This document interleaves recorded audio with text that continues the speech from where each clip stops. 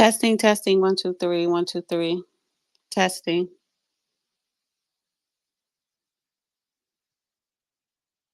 testing.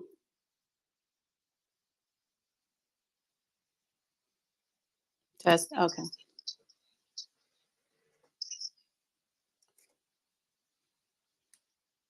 What is this?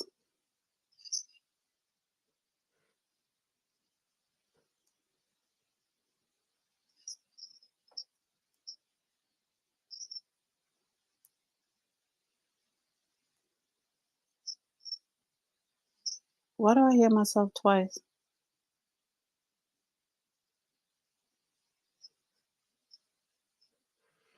Oh no, that's because of the other headphones. Jesus. That's okay. Testing. Oh, because of that. All right. I don't know. I gotta wait for the Israel Palestine war take focus off reparation. All right. I need to tweet this out. This is really never a good time. People are literally getting off work. Uh, that's muted. Okay. Can you guys just thumbs up if you can hear me? Mm, how can I share this space here? Okay, here you go. Here you go. Here we go. Here, here, here, here. Thank you. Send. Okay, sent that. Just waiting for who was this?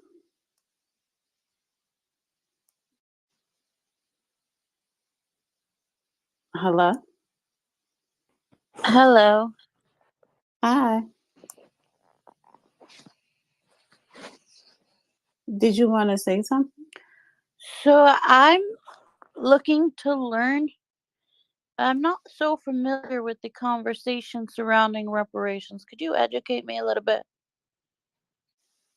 Well, you could drop down a listener and listen during the show instead of me. It's too much detail, but reparations for Black Americans, basically, because of due to slavery Oh, and Jim okay. Crow. Yeah, those reparations. Maybe I should have tweaked the title a little bit. I think I And need. Go ahead. so all the wars are taking the conversation away from reparations. Well, more so, Black people. Not. It seemed like everyone, including Black Americans, are talking about what's going on in Israel and the Gaza Strip with the Palestinians, and not focus on even our politicians or so-called Congressional Black Caucus are not focused on reparations or what's going on here in this country. But I think I do need to tweak. I need to tweak the um, title a little bit. I think I need to tweak it. But I'm gonna be joined by Judge Joe Brown, so I'm just waiting for him to join. Okay. The untold impact of policy and crisis on Black. How policies and crisis affect the conversation on Black American reparations. Okay. Why the Palestinian-Israel crisis diverted attention from Black Americans. Okay, that sounds better. How the Palestinian-Israeli crisis affected the conversation on Black American reparations. I think that's a better title. Or maybe I'll just do hashtags. No, this title's a good title. Mm-hmm. I think this title's a good title. Okay. And hi, everybody on YouTube that is listening. Again, Judge Joe Brown, every Tuesday is his Twitter space. So we do a Twitter space. And we kind of really did not discuss what we're going to talk about. I kind of came up with this only because of I was on a Twitter space last night, and everyone was talking about how the Palestinians should not be able to come over here via asylum seekers, and basically everyone's talking about everything, saying, well, we need stuff done here, blah blah blah. But the overall premise is, are we taking a focus off of our needs, because everybody in this country and all around the world is focused on what's going on in the Gaza Strip. And what is so different this time than other times that go on in the Gaza Strip, right? So there's a lot of things. We're going to talk about Israel and the Palestinian war, like an update on that. Kamala Harris visiting the Freedmen Bank, and that was last year, wanting to open it to minorities. We missed that one because I don't remember having that conversation last year. Victim mentality, because I'm tired of Black people complaining. Please stop complaining. I also want to talk about John Carlos, Tommy Smith, and of course the Gaza asylum seekers. So yeah, just waiting for him to come on. Are you coming on? Are you coming on? I am live now. All right. I should have just kept playing the music. It's going to take them guys probably like 20 minutes. So if anybody else run a request to come up and speak, please share this stream out. Please share it out. So while we're waiting, I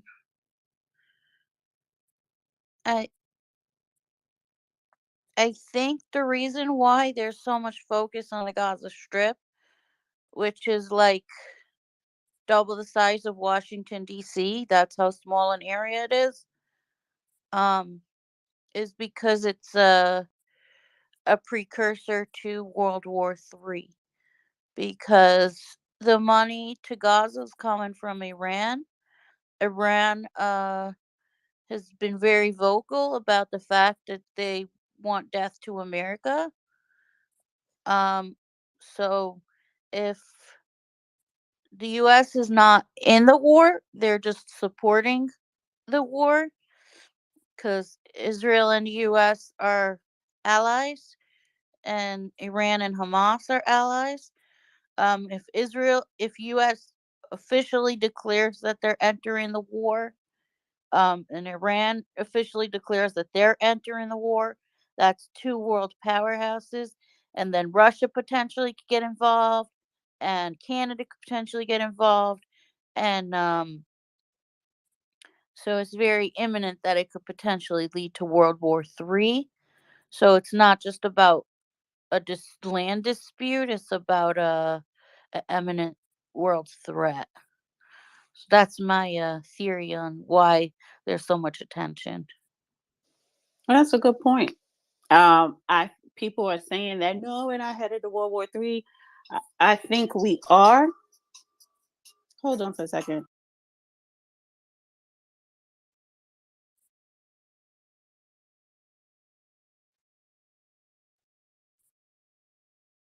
Sorry about that. Yeah, I think it's possible that that's where we're headed. Um, and I think they're trying to use what's going on there as an excuse to start poking the bear.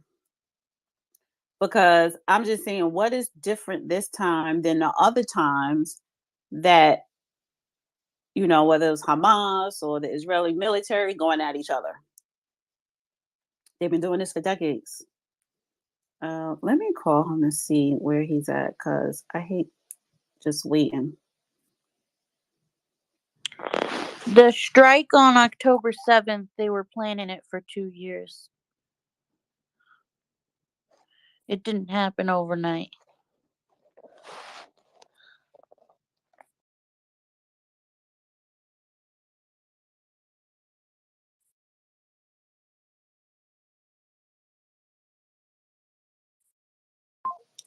Okay, he's coming on. Just give him a minute. So if anybody want to request to come up to speak or whatever, please do so. Please share out this Twitter space. Please repost it, or X space, I guess I should say, formerly known as Twitter. Please repost it. And let me see something here. Okay. Um, I mean, usually the Twitter space with the judge may go on for some hours. I really need to change up this title. Why, or I don't know. I need to change it and switch it up. Why are Black people concerned? No, I don't want to do that. Take the focus off America. What should I say that? I don't know. I think I need to change this title. No, it's a good title. I like it. Yeah, might as well just keep it simple. Because we're gonna talk about a mix of things. This whole conversation is not going to be about reparations. So, and I know the judge is tired of talking about it, and this is his Twitter space. I'm just facilitating it and moderating it. What else? The judge is tired of talking about reparations. Yeah, Why? because he feels as though Black people need to be focused on other things that's more important, which is true. Public policies. I mean, nobody is not going to just decide to get up one day and write a check. You really have to start pushing for other policies and getting other policies before we get to actual reparations. And two, I'm tired of going to people Twitter spaces, and Black people Twitter spaces, and everybody complains all the time. Everybody complains. We don't have this. We ain't getting this. We ain't doing that. And this. But it's like, okay, what are you doing where you live at? Hey, what is this? Choke? Yeah, it's Choke. Hi. Hey, how you doing, Dana? Good. How are I'm you? good. I'm good. Yeah, I'm used to seeing your running mate in the space with you, but you just Who, yeah, Judge? yeah, yeah. Yeah, he's coming on. It takes him a minute because his Wi-Fi and everything. So he'll probably be on in 5, 10 No, it's good. I minutes. mean, I ain't missing them. I mean, you know, Uh, you do pretty good. You're Thanks. welcome. But no, what you just said is one of the conversations like me and a friend of mine on the app we've been having, and honestly, like I'm sick of the remixing and regurgitation when it comes to reparations. You know, especially the Mhm. spaces. All the spaces are remixes and regurgitations. There's no actual, to me, there's no actual strategy. Because I'm just gonna be honest with you. I'm gonna tell you my position on it. Of course, I believe our people deserve it. We need it. Um, it's a necessity, but also it is. I I don't think many people understand, like you just said, what Judge Joe Brown said. There's a lot more important things we should be focused on. You know, um, let's just be honest. We're dealing with people. Like reparations isn't some mystical thing. It's not something that's far fetched, and in order to achieve it, somebody needs to, type a few buttons, draft a few documents, and say yes. Like we're gonna make this happen. So we're dealing with a people issue, a people problem. And Mhm. so I'll say this right here. Just like when they dropped those immigrants off in Martha's Vineyard, you remember that? Mhm. Do you see how personal that got? And you saw what came of that? Well, they got them up Well, out they of got there. them up out of there, but then they started cutting checks. They started, creating housing. Oh Yeah, yeah, look, Chicago, they're getting $9,000 towards their housing rent. So if you are a property owner, if you have investment property in Chicago, that's 9,000 for what, one person to live on your property for six here it. months. So they're I'm get, they're giving them housing, they're giving them food stamps, they're giving them Medicaid, they're giving them employment, And Black Chicago is Black Chicagoans is a 14 unemployment rate. That's higher than the national and the highest group in that state. Wow. And But I had some, I'm sorry to say, but I had some nigger on a space last night from Chicago talking about some, well, we suing and we ahead of the ball game. No, you're not, sir. No, you're not. Y'all are 30 years too late. not even 30 years. I'm gonna tell you what the issue is, Ms. Dana. See, federal contracting. Federal contracting is my lane. I'm a big, advocate of get in where you fit in, and I fit in government contracting. So everything that this country runs off of is on a contract, just like with Israel, just like with Ukraine, just like everything we do around this country and around the world involves contracts. The U.S. embassies, I can take you to each website right now, and I can show you exactly where the contracts are for each government organization, and it's over 100 of them. So with the city of Chicago, was it like the contract was 30 million to house those immigrants? I want to say 30 million. Yeah, well, one medical company, one medical firm got $7.5 million in 1 month. So let me ask you this: so if they're going to house them in our communities, and they're going to put them in our communities, don't you think that we should be the benefit? We should be the benefactors. I mean, excuse me, that we should benefit from those contracts. Don't you think that our economy, our communities should be stimulated because of that? Right. So, right. Exactly. So those contracts that they're using, to pay people, because what's happening right now, I guarantee you, is you're having these white companies that are getting rich off of these immigrants being housed in Black communities. That is the real Yes. issue. Yes, exactly. Exactly. Because who are the property owners? Who are in the investment property owners, the that own the buildings or houses or what have you. So Black people are not benefiting, not even on the ownership end of it, because they don't own But anything. you got to break that down. You got to itemize it, right? So if you're going to house people, what are you going to do? You got to have food. You got to have shelter. Let me tell you something, Miss Dana. The screws, like if they're using tents, the screws, that's a contract. The tents themselves, that is a contract. The beds themselves, that's a contract. The porta potties, those are contracts. The bottled water, that's a contract. I want you to understand that it's not just one singular thing. Like you have multiple contracts combined just with that situation. So that 30 million, that's just one part. You see what I'm saying? It really could be upwards of 100 million that people are making off of those immigrants being housed right there. And that's just one scenario. Right. Judge, hi. I sent you a co-host invite. Did you see it? You're muted. Let me check. Okay, Yeah. I see it. It came through. And okay, And here you go. okay, comment. Whose fault is it that this is happening? Look at Chicago where the problem is. What does the mayor of Chicago look like? How many of the congressmen from Chicago look like that? What does the mayor of New York look like? What does the district attorney look like? The several in the various boroughs. What do the congressional representatives look like? So why is it that these same congressional representatives, these same mayors are pushing this thing that you're talking about?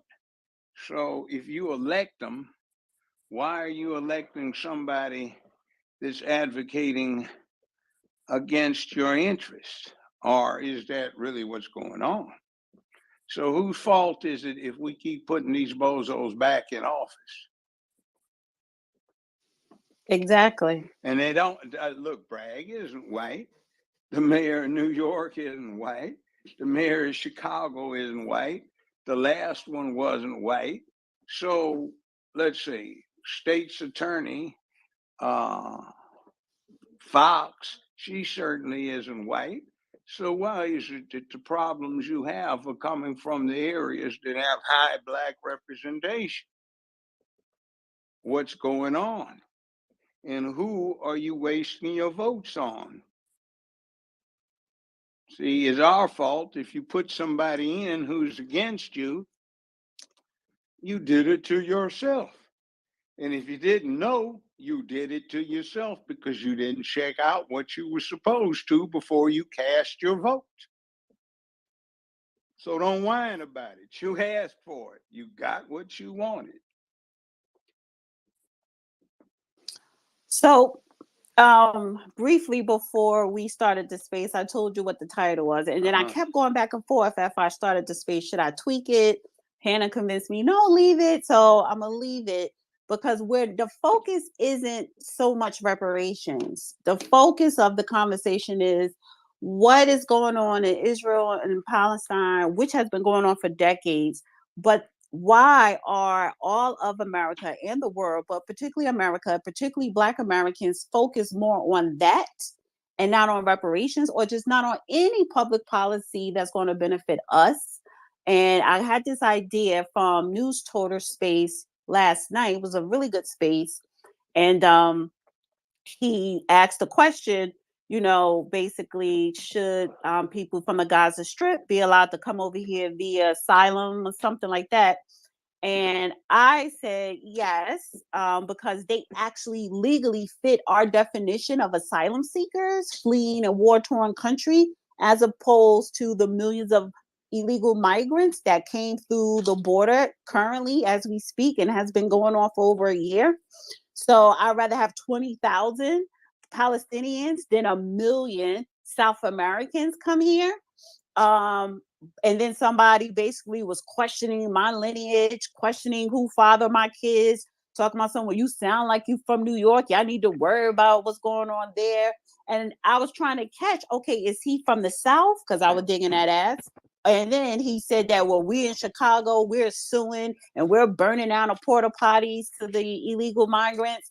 And then I really got in his ass even more. And I said, well, you Black residents of Chicago just woke up last week. You need to mute up, Judge. I don't know. I can hear what you're doing. I said, you Black people in Chicago, y'all just woke up last week. What you were saying, everybody just dropped off and reconnected. No, I can't. Now you're going in and out. Well, I know. That's what I was saying. Everybody dropped off. Anyway, yeah. So, I don't know. You go somewhere. You're gonna have to go somewhere in your house because your static is the static. Your connection. Now I don't hear you at all. You're probably gonna have to drop down and then come back up.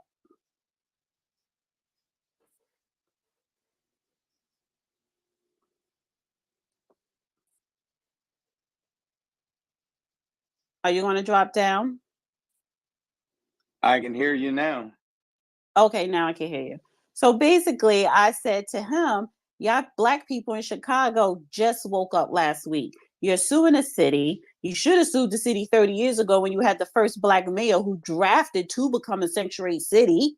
You didn't do anything there. You didn't do anything when those housing projects were basically a hellhole.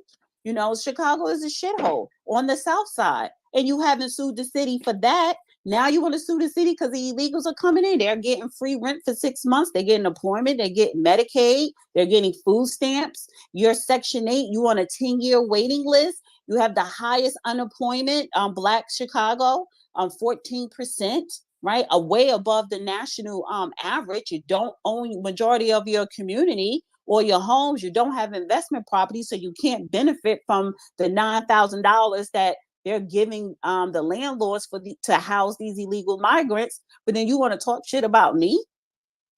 And that's why I'm saying taking the focus off of everything that we have to do. You're concerned about if Palestinians come over here via asylum, but you need to be concerned about what's going on in your own damn backyard. When you're on an airplane and the oxygen mask falls down, what do they tell you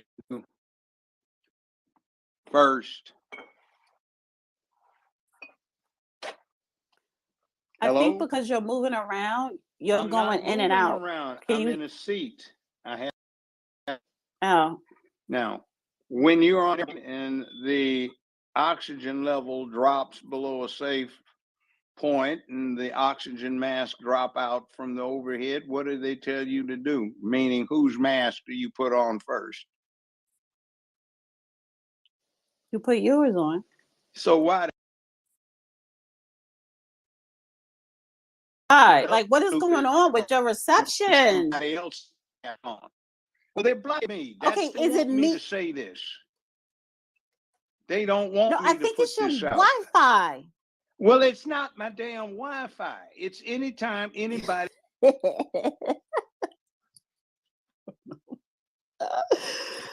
Oh, hello. I You can't hear can. you now.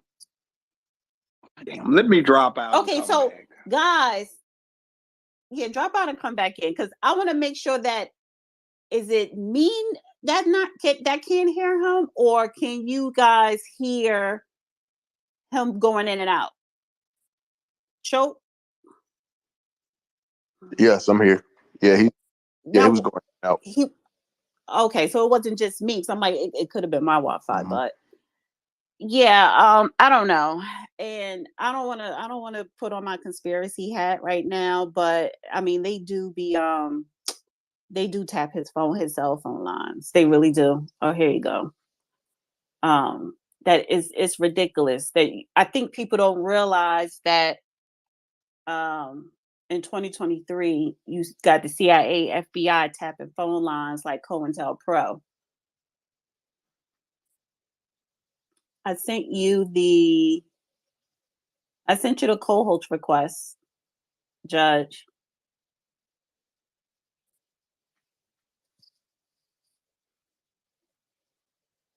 I sent you a co-host request.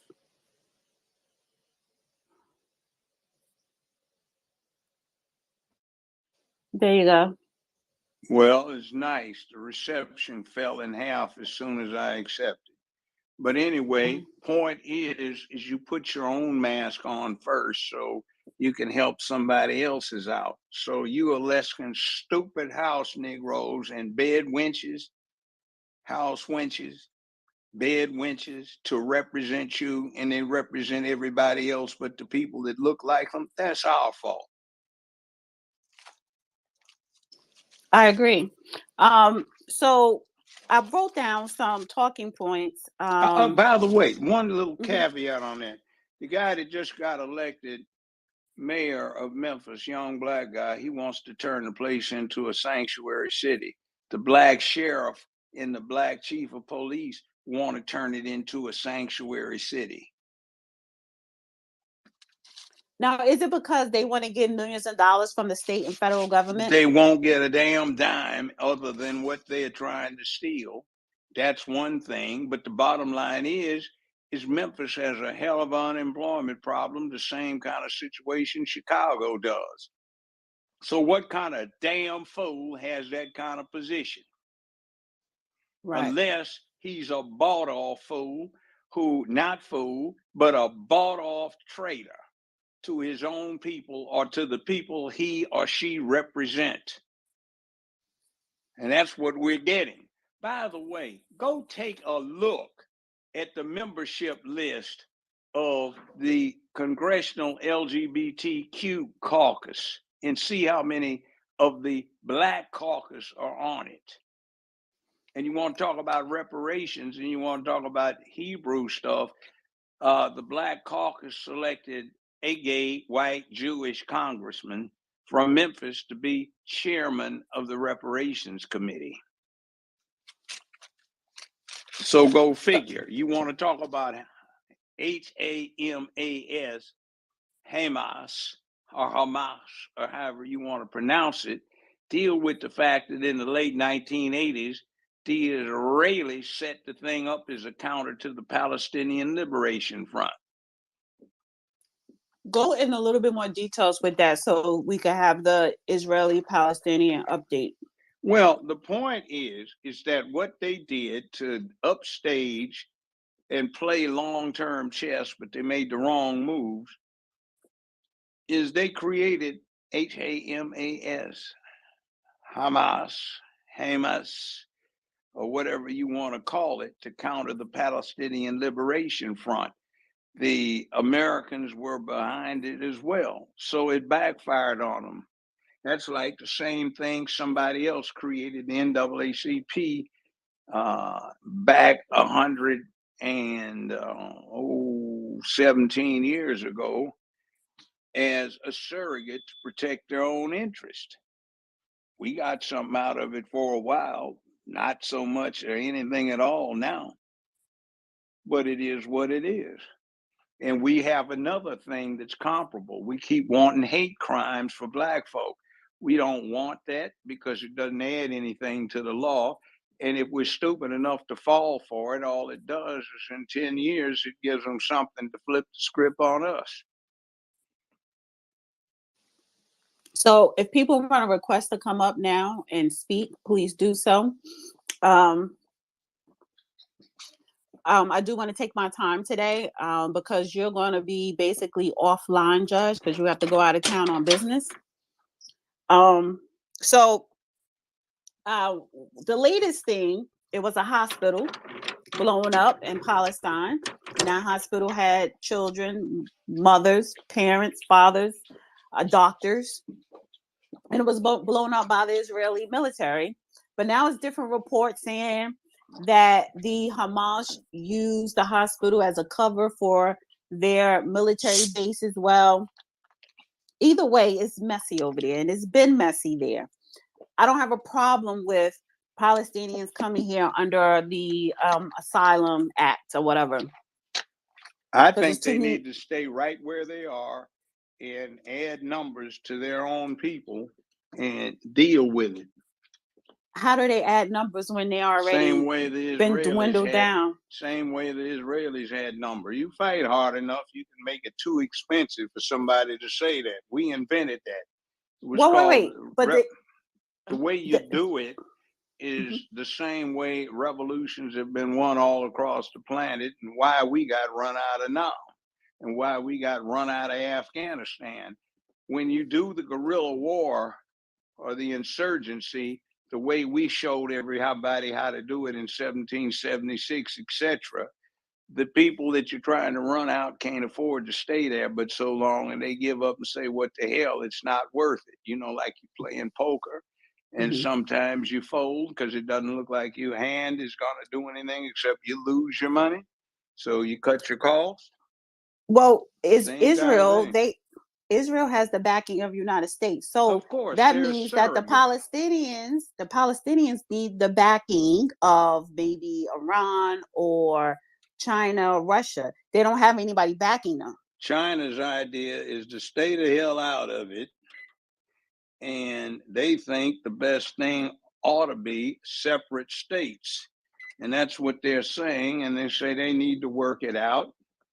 Let them kill each other off until they get tired of killing off, and work it out like Europe did, or China did, or a whole lot of other places did, and let them get it over with instead of everybody running around trying to use everybody as surrogates.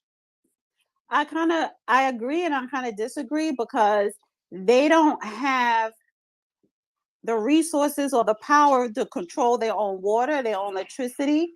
So it's not like they need what Israel have. The Israeli had. Why are they dependent on it? They are in walking distance. Israel is dependent on the United States. We fund their military. Look.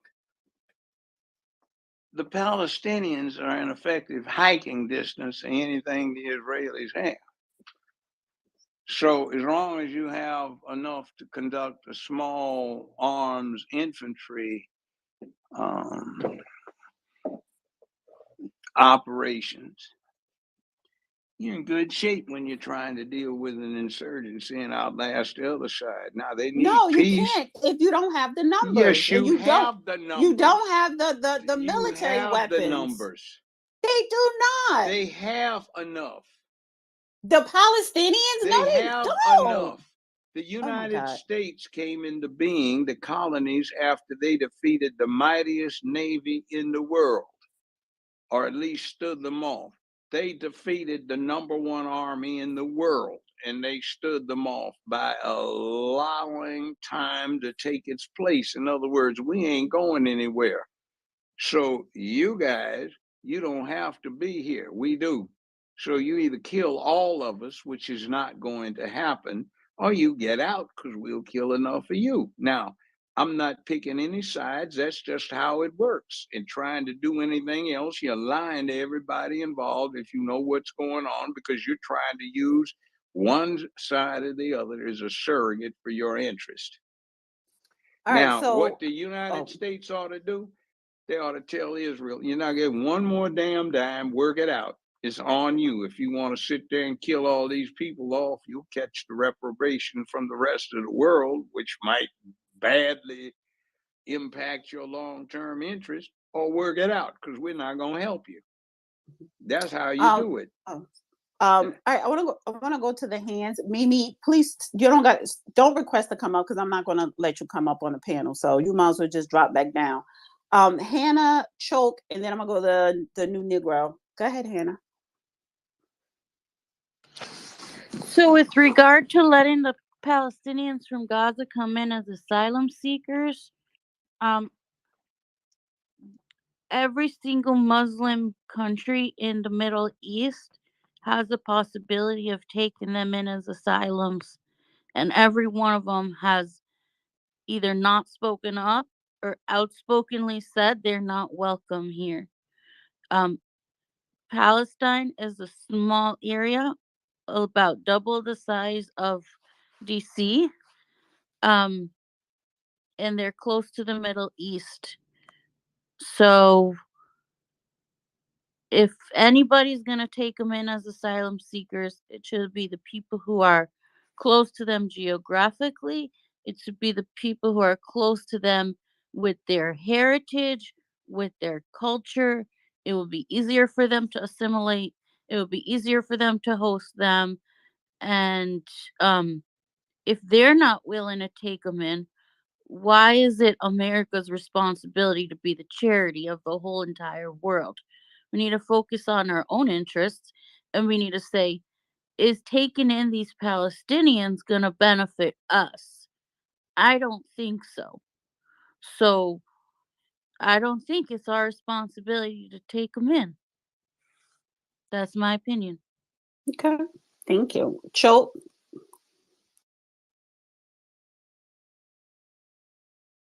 Choke, can you hear me? You had your hand up. You have to unmute. All right, I'm gonna go to the new Negro. Maybe he walked away. It's not the new Negro. It's the Negro Black Knights hair. Oh, the Negro. Okay, sorry. And what's up, Dana, and hi, honorable judge. How are things going? My position on the thing is that I don't see an interest on both ends, and I think we should be more invested in lineage-based reparations and things that are going to prolong our chances of being in the United States. How I look at all these factions that are warring right now, they all have Nazi ties. I all look at them as white people or white adjacent, because when they come over to United States, they have white on their driver's license. So they cater to white interests, and they're quick to call the cops on us, knowing that we're being oppressed. So nah, I'm not really that enthused to show any support either way, because of the racial biasness that they have to my ethnicity. So that's just my take on that. Okay. Choke, can you hear me? You can unmute if you wanted to say something, or anybody else wanted to come up and request to speak before we move on with the conversation. All right, he probably walked away. I don't know. All right. And I don't know, hope nothing didn't go wrong with his reception. All right, so speaking on Black Americans and reparations, a news told her he's going to have a space on this tonight. Kamala Harris, i.e., Freedman Bank. This was last year, and I think we all must have missed this because she visited the Freedman Bank with Janet Yellen. Vice President Harris announces new public and private sector efforts to advance racial equity at Freedman Bank's forum. She has the word minority over a dozen times in this. Is at the whitehouse.gov. She will announce a slate of new action taken by the Biden-Harris administration and private sector stakeholders to deliver the capital and resources to underdeserved small businesses and the community leaders who serve them.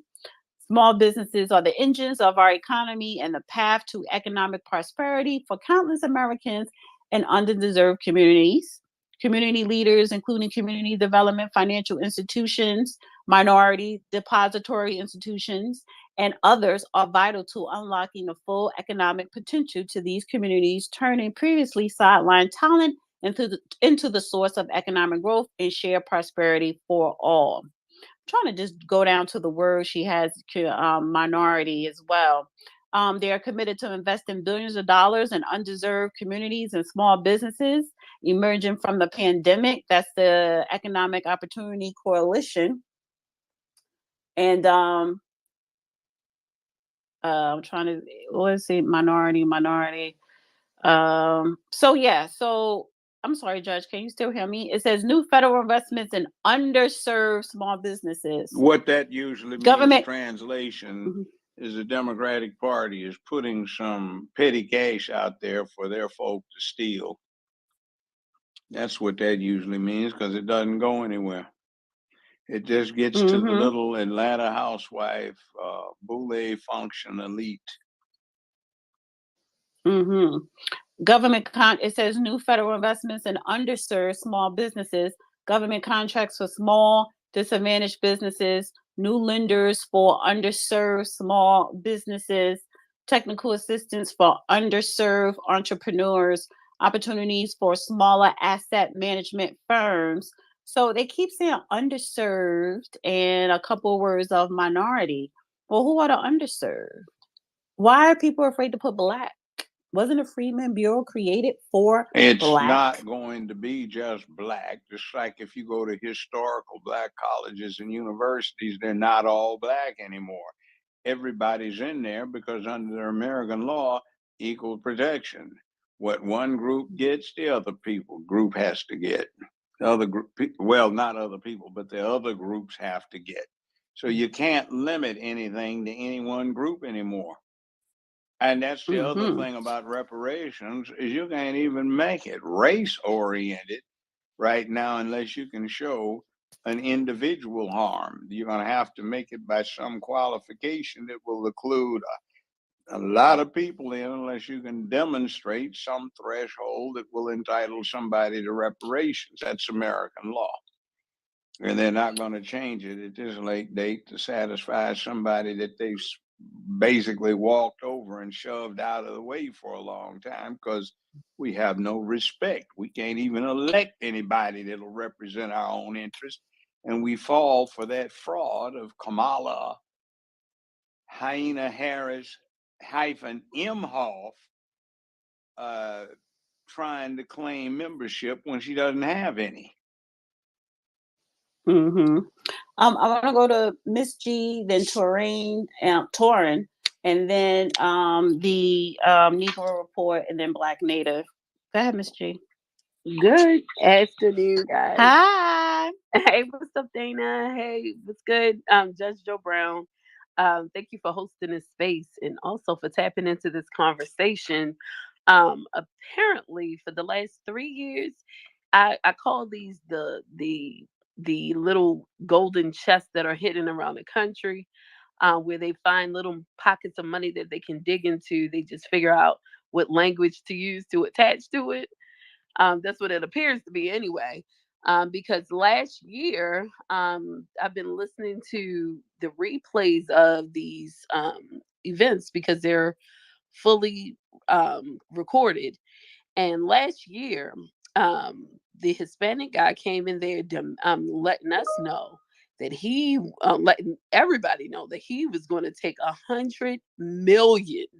He was coming to get $100 million paid out to his people, which occurred. The guy's name was Louise Pasteurs. Pasteurs is like Pasteurs.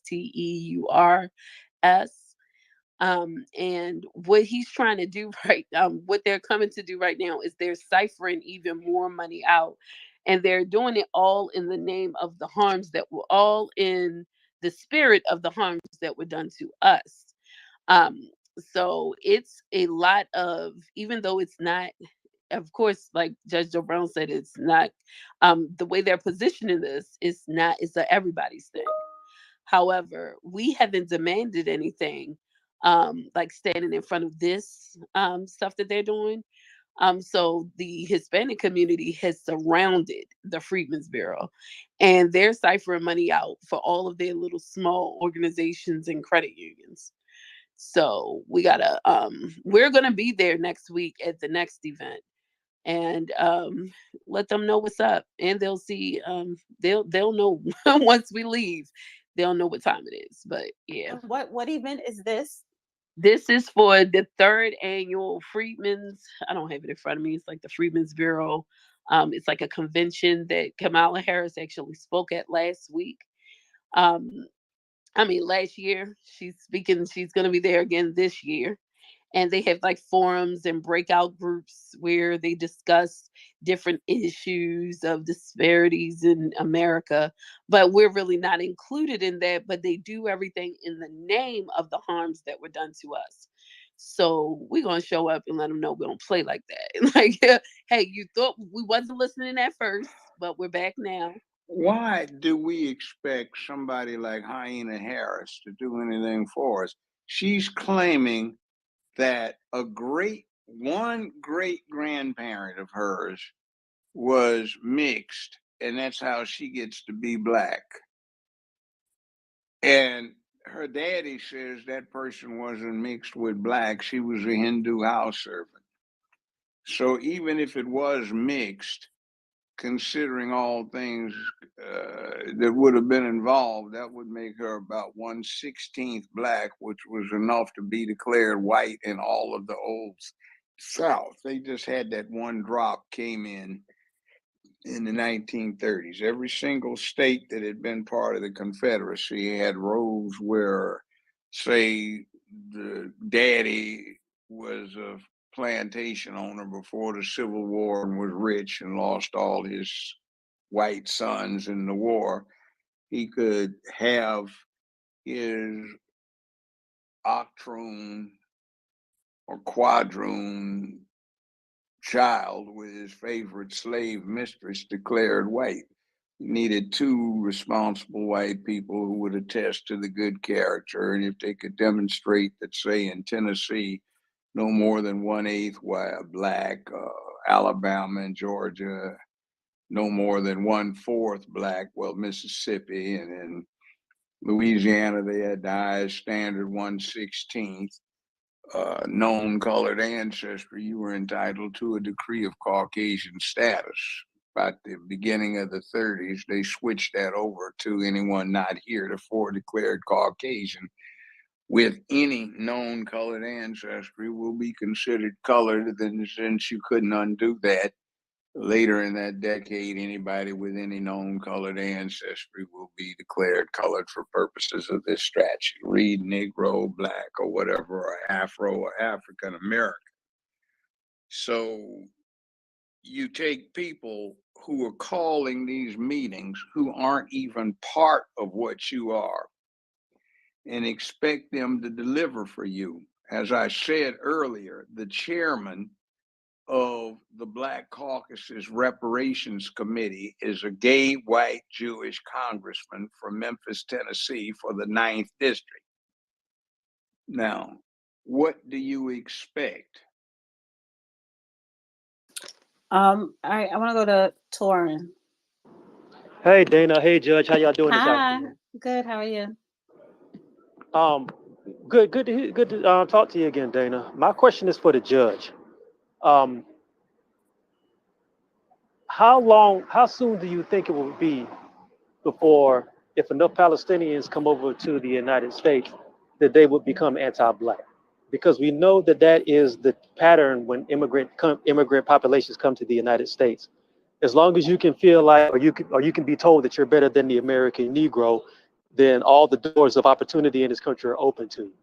I'm asking because I talk about this a lot. I was reporting on things were going on in Ferguson, and I remember how sympathetic a lot of Palestinians were in Palestine to what was going on in Ferguson and everything, but they were being sympathetic from there. And a lot of them may not understand how this culture works. And I'm just thinking if enough of them begin to come over here, what's going to happen is they're going to become assimilated and they're going to end up being a part of white supremacy against us, the same as everybody else. So I'd love your thoughts on that. Well, anybody over here, including black folk, gets the same kind of attitude. You live down in the hood, you've had your home burglarized multiple times over the last several years.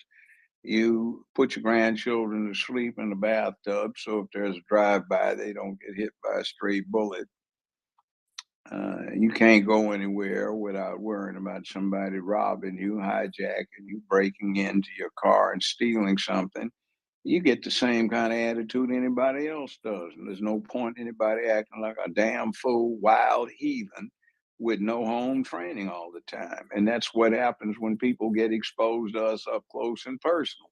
For every somebody black down in the hood talking about white supremacy, this and that, you got 15 or 20 talking about put them on the ground. We're sick of them. In other words, kill them. We don't want to be bothered with these fools anymore, pimping the girls and selling drugs and burglarizing the place and stealing. So when people get over here and get exposed to the reality, yeah, they get disgusted, they get turned off, and they say these people aren't human. What's wrong with them? They have so many opportunities we didn't have over there. And what do? They shit where they eat. And that's exactly what it is. You ever watch The Godfather? That's real life business with the mafia. They look at it as go sell it down there where the ends are. You don't sell this in your own community because we don't act like we have respect for ourselves. We play music loud enough with all the vulgar profanity in it.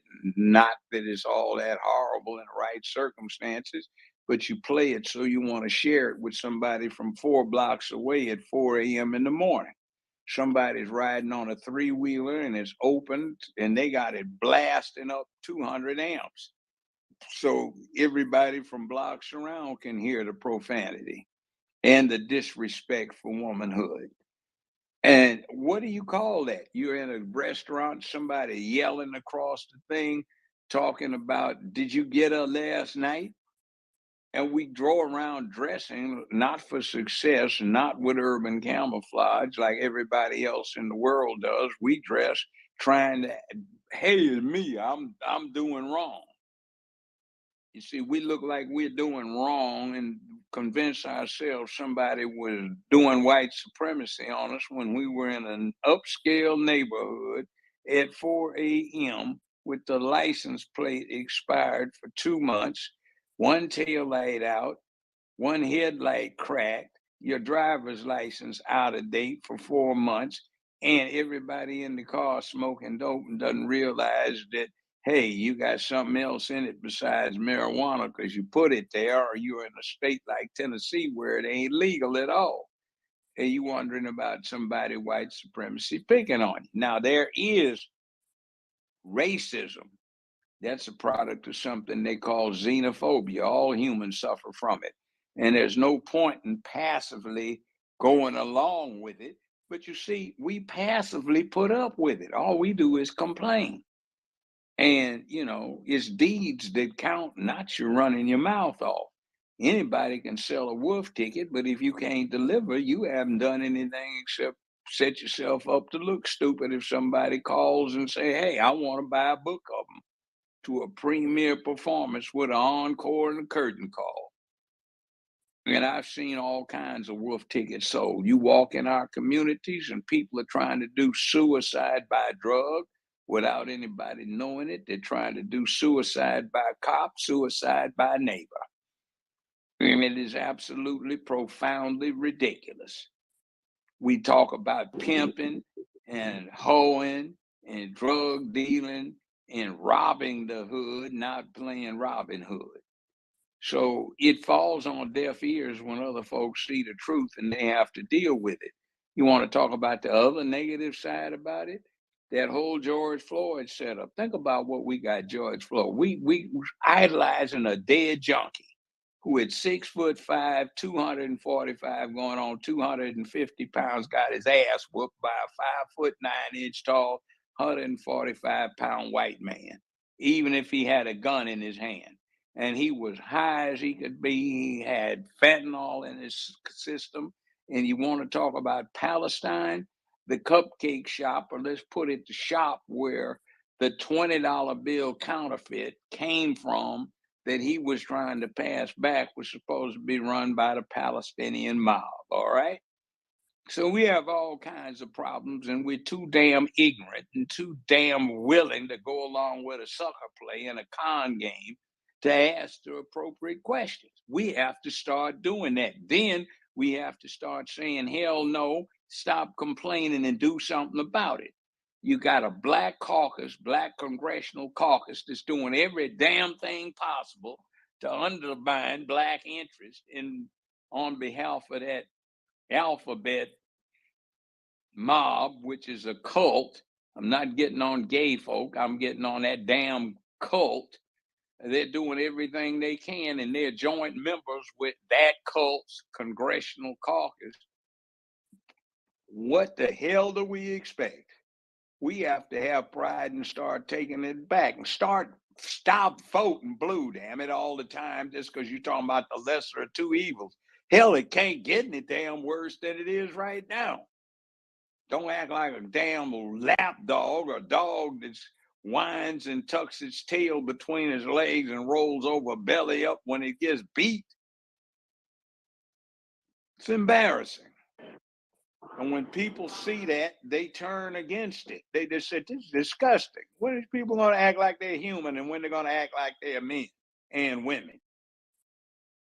Killing each other off. You want to talk about 1,000 folk died down there in Palestine. Hell, we got 740 families that have lost at least one loved one in the last 2 years. Maybe it's not accelerated. Hell, Memphis is 3 times bigger than the damn place. And nobody's concerned here. Why the hell am I interested in what the hell happens in Palestine? But see, Judge, that's my point, though. The point I'm making is if we have so many issues that we got to deal with as a collective, you don't really have control of who comes in here on a congressional level or definitely not a legislative level. So how does that fit? How does that help us? Because every goddamn one of our black representatives, every one of those House Negroes and third floor bed wenches that's in the black caucus has voted to support that and indicated loudly that they're in support of it. We've got the new mayor in Memphis. Well, he won't take office till January. The chief of police and the sheriff in here talking about they support it and making Memphis a sanctuary city. Now, what the hell is that? And we have a huge poverty level and unemployment problem here. Anything else you want to say, Torrin? I'm gonna go to the Negro report. Just one last thing, and then I'll drop down. So what can poor and working class black people do to push back against that? If that's the state of affairs. We just had a city and local election across the country for 2023. We have a federal and county and state election cycle coming up next year. Now, who the hell are we going to vote for? Are you going to go vote blue like you a damn fool again? Or are you going to just say, hell, I'm not worried about lesser of two evils. I'll pick my candidates irrespective of their party. Vote independent or just vote for the other side just for the hell of it. So the side that's counting on you being a lapdog with your tail tucked between your legs, not you, sir, but just us in general, will say, "Oh no, the well went dry." I mean, and we're gonna do something. Quit supporting people who get out there. Poor Jamal and Bashan, they've had such a problem. They're suffering. Send $19 a month to the Save a Negro Fund. It's embarrassing. The Negro Report. I'm just gonna go back to calling you Commander, but Negro Report. Negro Report, then the Black Native, then I'm gonna swing back to Hannah. Anybody else want to request to come up, please do so. Yeah. Go ahead. Hey, Dana, and hey, Judge again. My thing is the reason why I really don't want us to be really connected with Palestine is because they're throughout the global community they're viewed as terroristic or have terroristic tendencies, and I feel like we're a group of people that are very esteemed. We fought in every war. We don't have treason to our ethnicity, and I don't want that. I don't want that type of thing associated with us. I think that that's a bad feather to have up in the flock, and I feel like it's really disingenuous when people try to compare our plight with theirs. When I view them just as another extension of just white supremacy, just duking it out amongst themselves, you know. So I really think that they're trying to slap that black identity extremist label on us, and what better to do it by putting some real live people that have that type of tendency near us to radicalize us. So like that's the reason why I'm totally against them even coming over here to the United States. And then you see the ones that are already here and the way that they're demonstrating in New York and stuff. I don't want to have more of that type of behavior being expressed in America, especially since it has nothing to really per se deal with us like that. You have you know what? When I see there 250,000 protesting in the streets of Philadelphia, Boston, New York, and other cities throughout this nation, you know what? And it wasn't an organization that rallied them to do so, i.e., going back to 2020 with BLM. No, these are young people, young Palestinians, Muslims, or Palestinian sympathizers, or whatever, out there standing up, exercising their right, standing up for something that they believe in.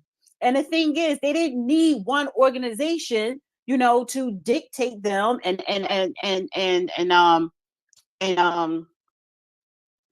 trick them into doing it.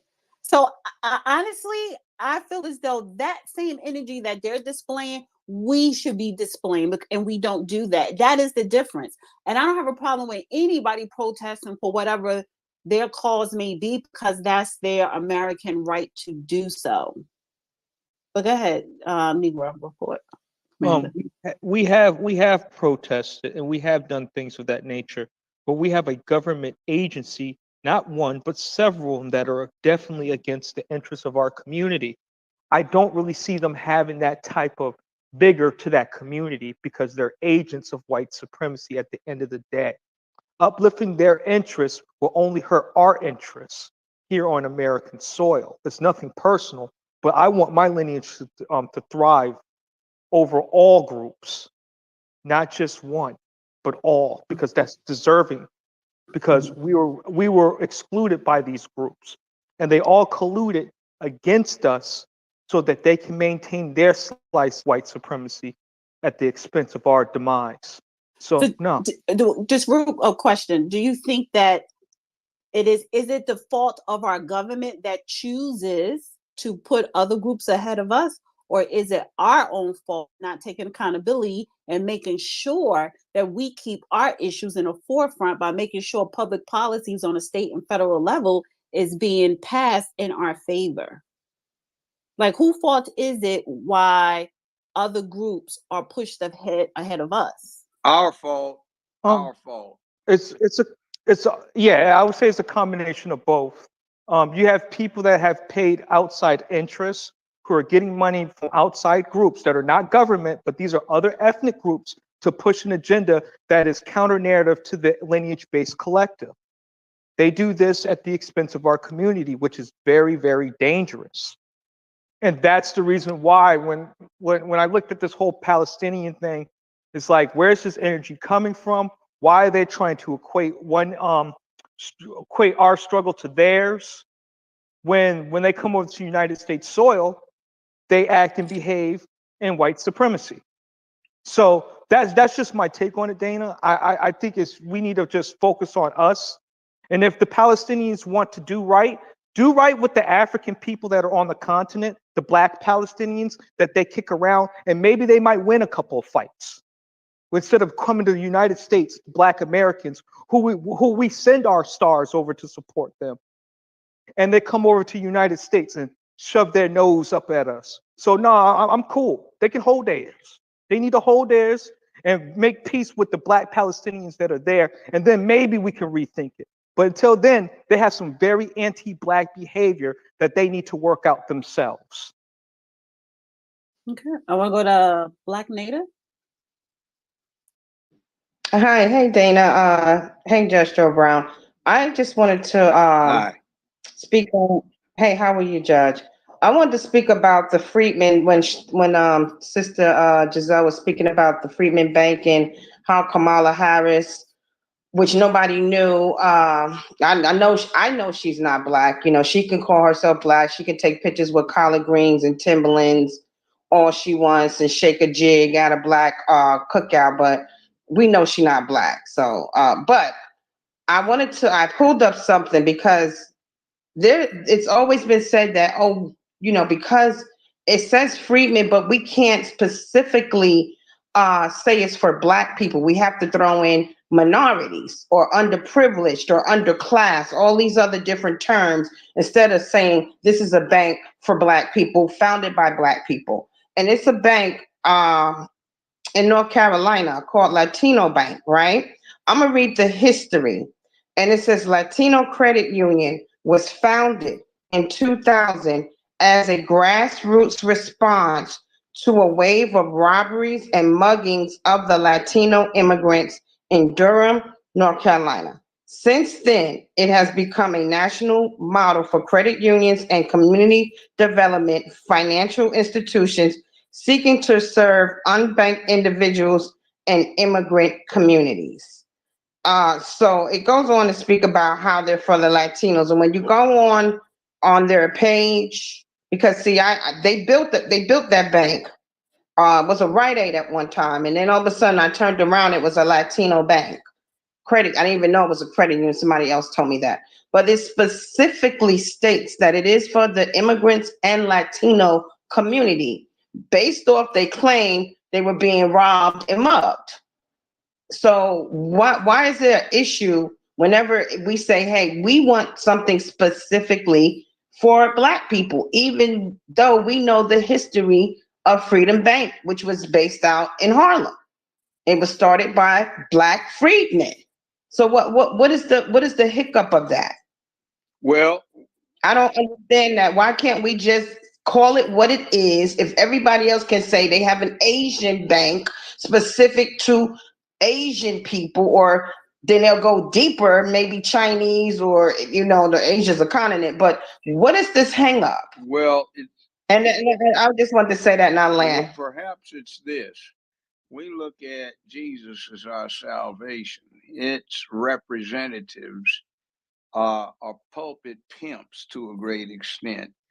And all of the ethnic groups put their money on getting out of what makes them feel like they got to pray about it by collective activity. We have fools that donate 20 and 25% of their incomes as tithes to the pulpit pimps who take it.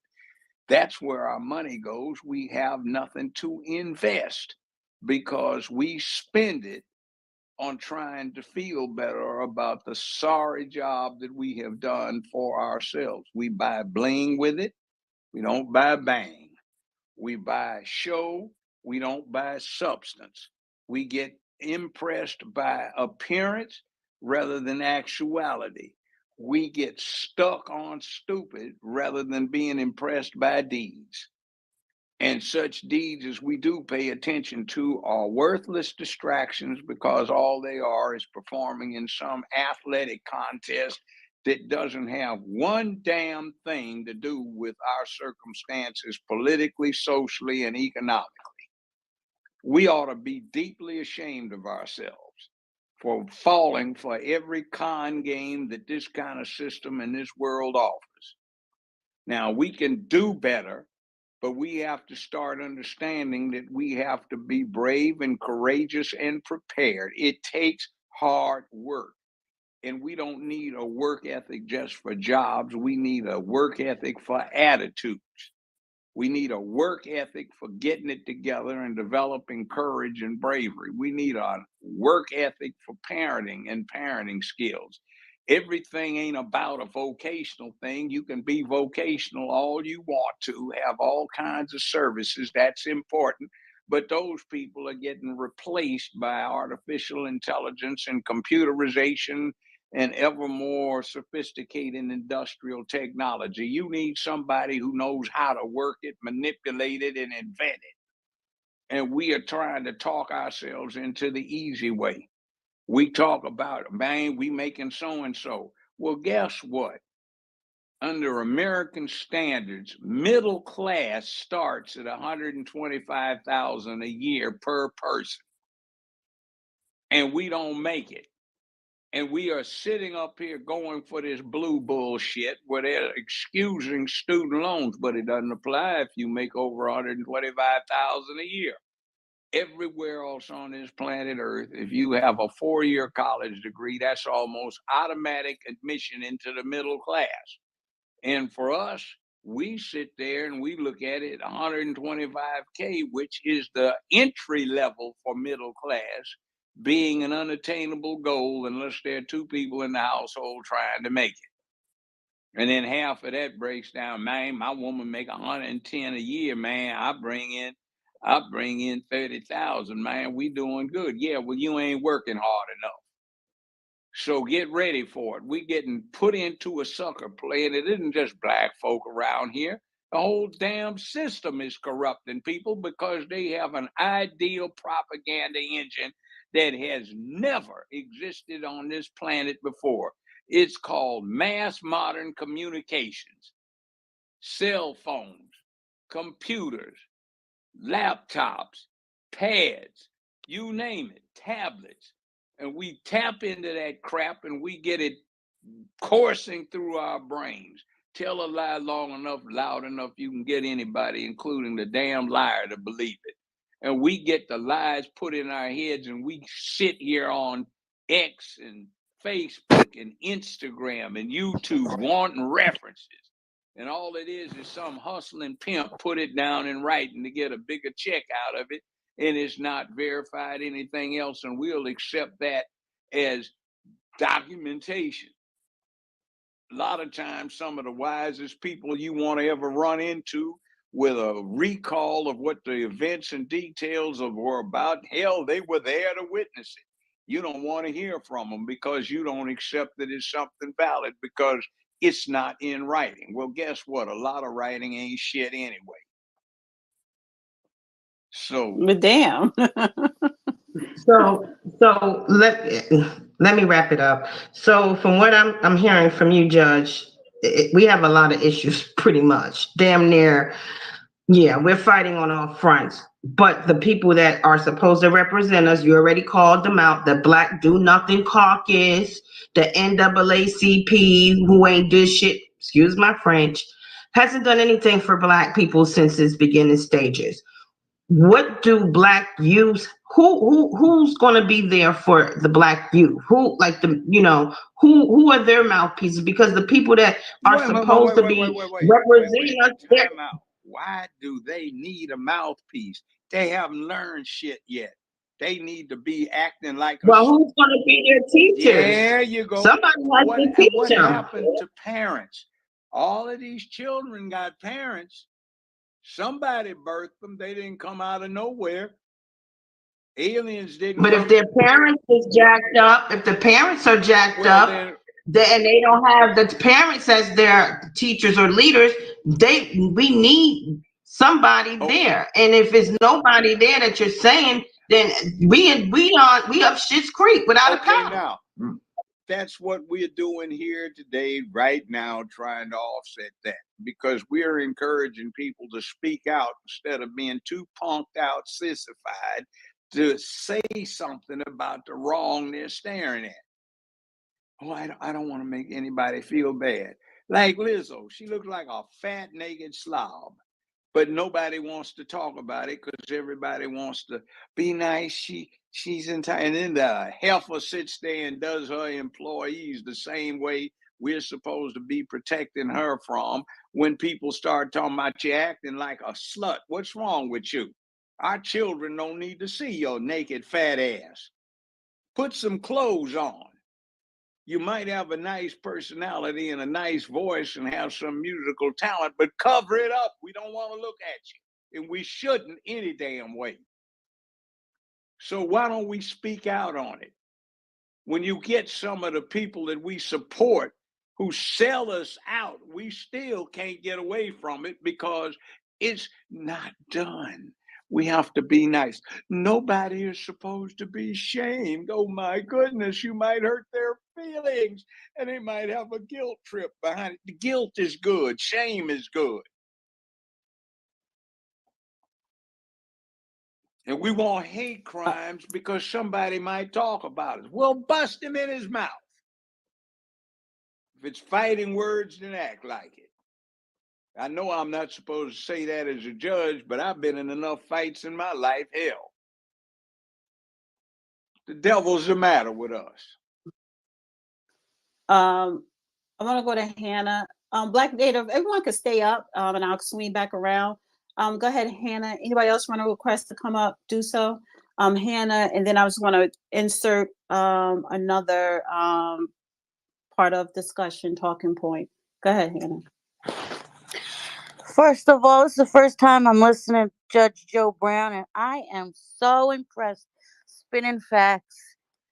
God bless you, and I hope that your microphone just multiplies because the masses need to hear what you have to say, and also you say it in a way that could be heard. I have 2 points to make. The first is about supporting Palestinians. So I was on some spaces with a Palestinian activist, and she was like, as a Muslim, I don't support LGBT, but in and she thought she was speaking to a space of only pro-Palestinian people. She didn't realize I was listening in and hearing what she had to say, and she was like, but to the public, I'm going to be a vocal supporter of LGBT because if I publicly support their cause, I could entice them to support my cause, and we need as much voices as possible to fight the opposition. And then they switched topic to talk about conservative Americans who are predominantly white Christians who are pro-Israel. And she said, well, what are the Christian conservative talking points that we could peddle to make them switch teams from pro-Israel to pro-Palestine? And it was very clear that they were not pro-white, they were not pro-Christian, they were not pro-conservative America, but they were looking to see what these people's ideology was and beliefs are in order to like manipulate them to join their cause, to join their protests and propaganda and make their voice louder to the American public and the American politician. So I've never heard any negativity coming from a pro-Palestine about the black people in America. But if that's what they said about two groups that they then openly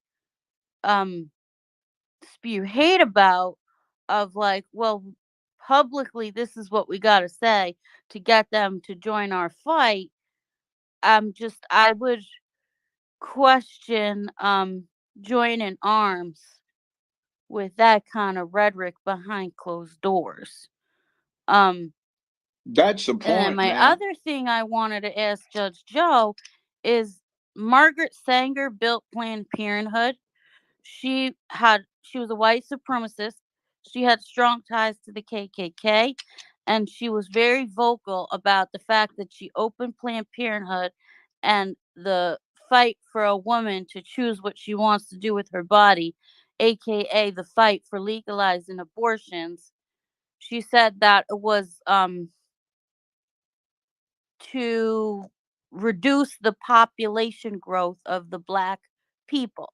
And Planned Parenthood strategically has uh, set up shop in almost every black and minority neighborhood in the United States. And I've heard it said that the most dangerous place for a black person in New York is inside their mother's womb. So how come don't have a stronger voice of black America in the pro-life movement? Well, That's my question. well, are you talking about prenatal abortion or postnatal abortion? Judge Joe, did you hear my question? I did. I just said, first off, when you say abortion, why aren't people more pro-life? Are you talking about prenatal abortion or are you talking about postnatal abortion? See, you're focusing on prenatal abortion, but there's also abortion by postnatal, after birth, drive. I can't hear anything. Well, Oh, Hannah, you can't hear him? We can hear him. Can anybody else? Can anybody else hear the judge or no? I can hear him. Okay, so Hannah, you're gonna have to drop down and come back up because we all can hear him. okay, the answer to that, it's a good question. The answer to that is that there's what you call prenatal abortion, what happens in the mother's womb, and then postnatal, what the mother does to create an abortion situation after her child is born, or society in general. There's the drive-by, there's the drug.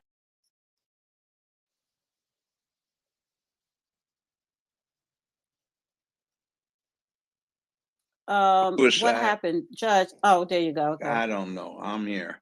Okay. I just don't know what devils with this reception or what we're having difficulties on, but there is abortion, postnatal abortion by drive-by, drug overdose, suicide by cop, suicide by neighbor.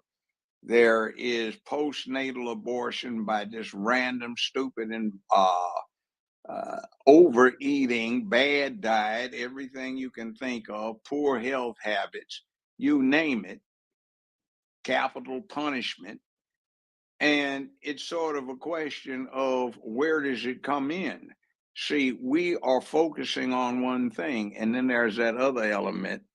When this issue came to the fore, it was a matter of people did not look too kindly on children being born out of wedlock, and that was a hell of a load to put on a woman's head at that time. So contemporaneously, you got the development of effective birth control so women could be as free in their sex as men could, and that was pushed by the feminists who said, hey, if men can do it, women can do it. I know UCLA used to be interesting on Tuesdays because we didn't have air conditioning in all of the buildings. And in Los Angeles at the time, there were 5-6 days out of the year where you needed air conditioning and not otherwise. So guys would be in the unconditioning lecture halls, they'd take the shirts off. So the girls said, we are equal. It was quite exciting when they took the shirts and bras off and you saw all the bare boobs bouncing around in class or walking around campus. LAPD would try to stage raids, but everybody sort of worked around it. So this was the atmosphere of free sex. Unfortunately, in here, by the end of the 60s and at the beginning of the 70s, people forgot the birth control aspect and they just started getting knocked up. And you got a lot of babies born not just by accident, but by purpose, because it was a good way to get a check to support yourself. Instead of supporting the babies with the check, you had the babies to support yourself. And then you had people like the poetress Nikki Giovanni going around the country saying, You don't need a man to have children. And men are horrible when they're parents. Keep them out of the equation. So just find somebody to get knocked up. Don't tell the son of a bitch he's the daddy, and raise the child on your own. You can do better. So we had this thing of you can get yourself a check if you get knocked up to be a mother, but you don't need a dad around. And that in the early 70s, combined with cutting the check off if there's a guy that's trying to act like a dad, to juvenile courts and other paternity establishing institutions saying, you feed the child long enough, it'll look just like yours, whether or not it is. And that was before DNA testing. And we got a real poisonous stew that's resulted in the mess right now. And then the other thing is at the time when this started getting legalized, there was this little inconvenience called the NOM going on. So when you got 4,000 or 5,000 people that are closely related to somebody not dying over a 15-year, 7-year period, but every bloody week, you got a problem. 52,000 dead folk in a 6-year period, and 54,000 since who have died as a result of the NOM. And then that paled in comparison with Korea, which was Big Brother's episode, cousin's episode, uncle's episode, or daddy's episode. And you had many more times that many died. And then there was World War II. And that was your parents' generation back then. So death was not unusual. And there were different kind of attitudes. So that's one reason why we have the reaction now that did not constitute the reactive issue back then. So there are different social outlooks on it.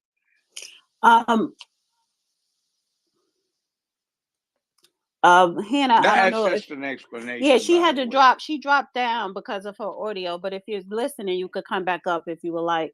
All right, I'm gonna not go justifying it. I'm just explaining right how the this shift. developed. Okay, here she go. Let me see something before I go to the next speaker. Is because the next person is going to be Robbie the Gata and Darkman. Hannah, did you wanted to follow up with what the judge said? I don't know if you got to hear him. I missed half of the conversation on abortion when my audio went out. I didn't hear him. I'd heard him talking about postnatal abortion, but I didn't hear the first part of the conversation. And I don't want to. Can I give a quick response to Hannah? Yes. Not Oh. really. Not really. Why? Wait, what? Is I was it just your, asking, can I or no? No, it's not your turn to speak. Are you going? What you was going to give her a rundown or something of what the judge just said, a summary? No. I was just gonna give like an answer if she wanted. I was just asking, can I? That's all. But Why don't we do this? Let her state what she heard. So she's right, the one and that then you could prompted it, respond and to then her you when I can come come to on. you. Right, when I come to you, you could respond to her. I want to just Or keep the ask flow. me the question. Okay. Go ahead, Hannah. So I heard what you said about postnatal abortion, and then I heard what you said about like the sexual revolution, and so I'm missing pieces of your response, and but I didn't hear what you had said about the abortion issue itself. But it's okay, we can move on. I don't want to. Okay, very quickly. The abortion rights came about, Roe v. Wade came about in a situation where life was cheap. You had the NOM going on, so people were hearing about death and were personally acquainted with people that died in the NOM. That coincided with the sexual revolution and birth control. Before that, you had a number of generations that were used to death. Now, fast forward past that, we have a situation right now where we don't look at it the same way, but then we have another problem. Postnatal abortion is what happens after the child gets raised by the mother or the system or society, and they die by drive-by, overdose, suicide by cop, suicide by neighbor, in the penitentiary, by have bad health problems, by capital punishment.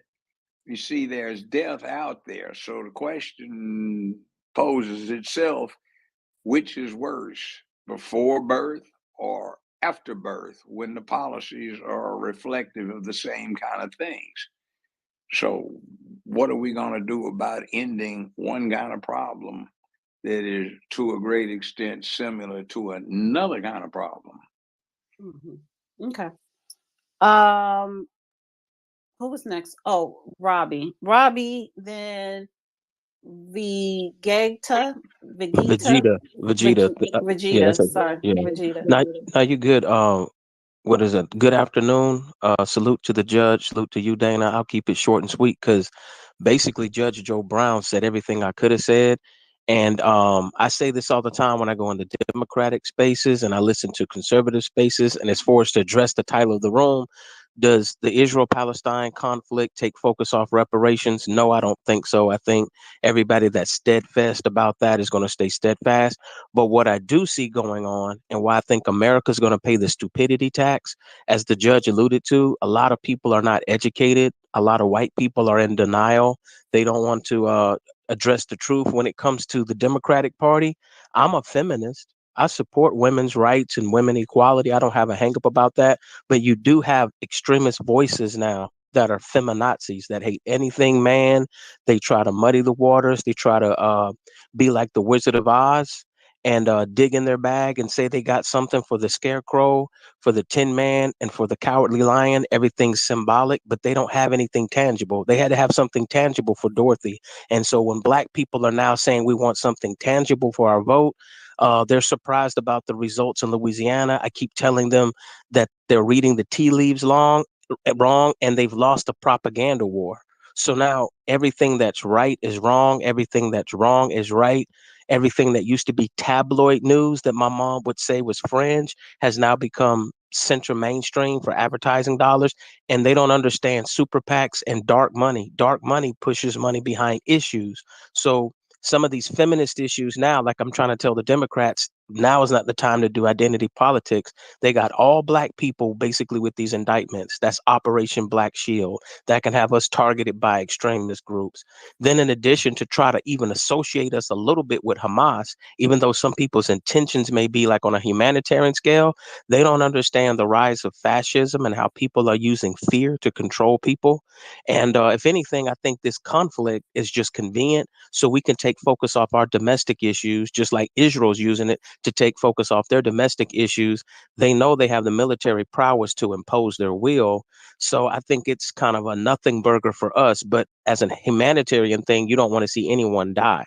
What scares me is the normalization of basically desensitizing the public to murder, to killing, and specifically the harming of black males. There's no voice for black males in the Democratic Party. And as black people being on code, we are, kind of being more independent and being more centered because we're like, if you don't have any tangibles for us, just to try to scare us about racism means nothing. We only make up 1/2 of 1% of the wealth in this country. That means per capita, that's $100 to 50 cents. So if you're telling me that the plantation is going to be burned down, but you're not going to create opportunities for us to have wealth in this country besides sweat equity, I mean, the hell with it then. I'll land my plane. Thank you for that. Well said. I didn't know if you wanted to Yeah, comment, well Judge. said, well said. I appreciate that you've seen that, son.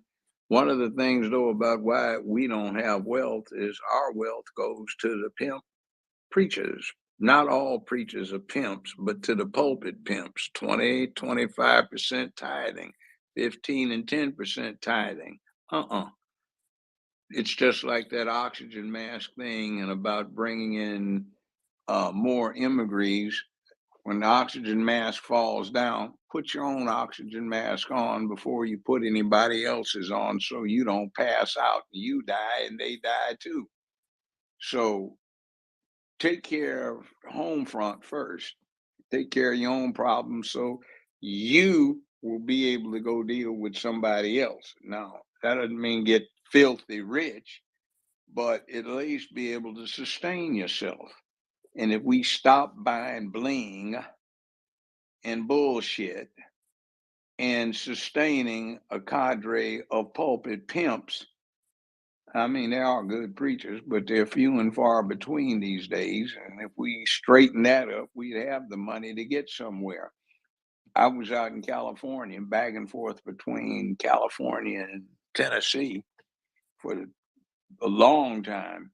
And I saw families that just came in, one or two of them were legal, and they brought in some more from Mexico. And then by the time I bailed on California 15 years later, they were owning gas stations, tire shops, muffler shops, liquor stores, convenience stores. They were setting up architectural firms, and they were making it because they didn't put 10%, 20% in a collection plate praying for success. They put a couple of pennies in here and there, and they worked for success.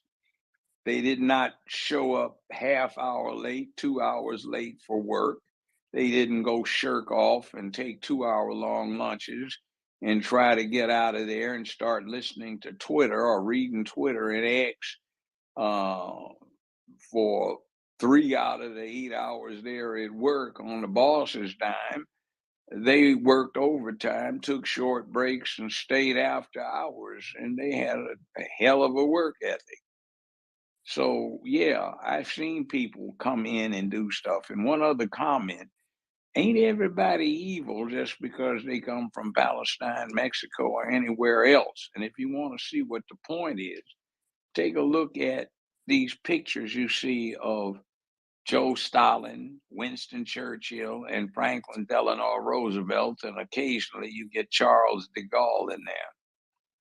They're all allies who have diverse interests personally, diverse circumstances in terms of background,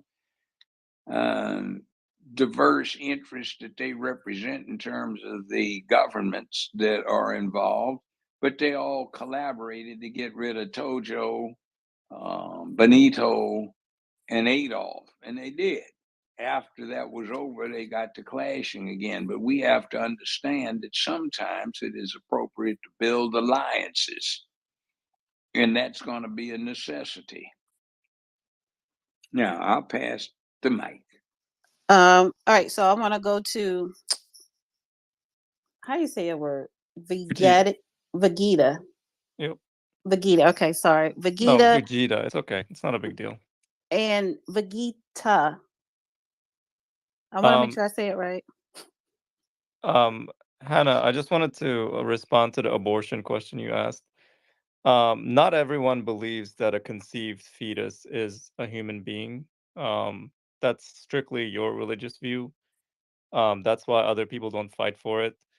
And a lot of people don't think like a fetus is a fully grown human that can think, feel, have aspirations and, have feelings and have worries and have dreams.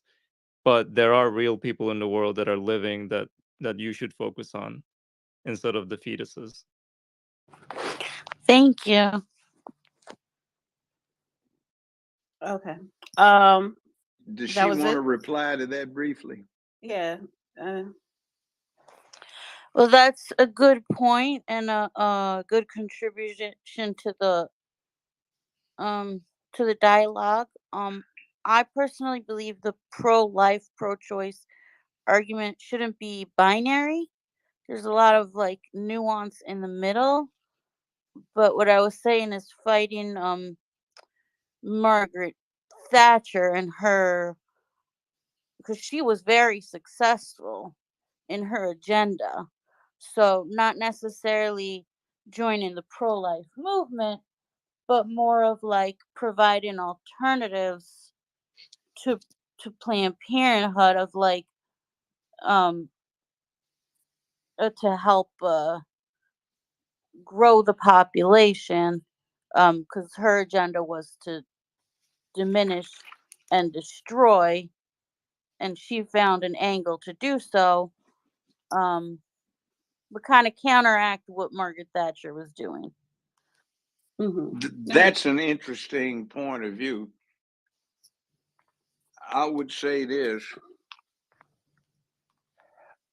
I don't find myself recalling a personal acquaintance who was either aware of that, cared about that, or went that way. It may have happened, but most of them were just concerned about, I have a career I'm trying to pursue, and I can't afford to get pregnant at an inconvenient time by somebody I'm not married to.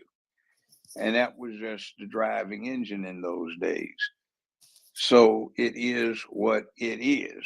So we have to understand the difference in perspective. The women, and there are a bunch of them I known over the last more than half century. And if they were pregnant out of wedlock, it's before they got to college. And then they did what they did, and then they chose wisely thereafter.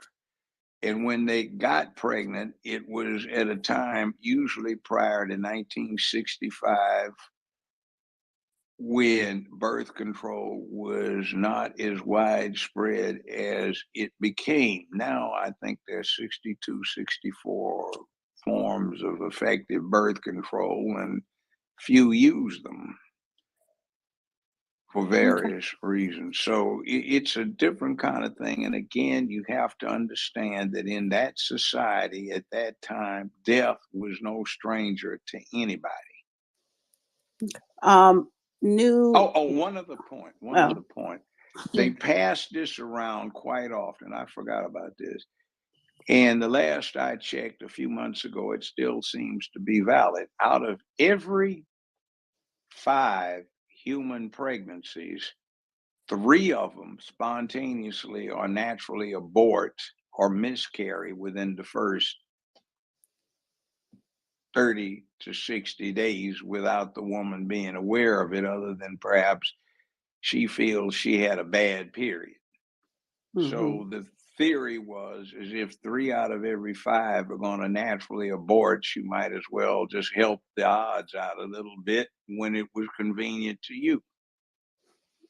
Now, that was just one of the justifications that was out there, 65, 66, 67, 68. And in those days, people paid a little bit more attention to the science than they do now.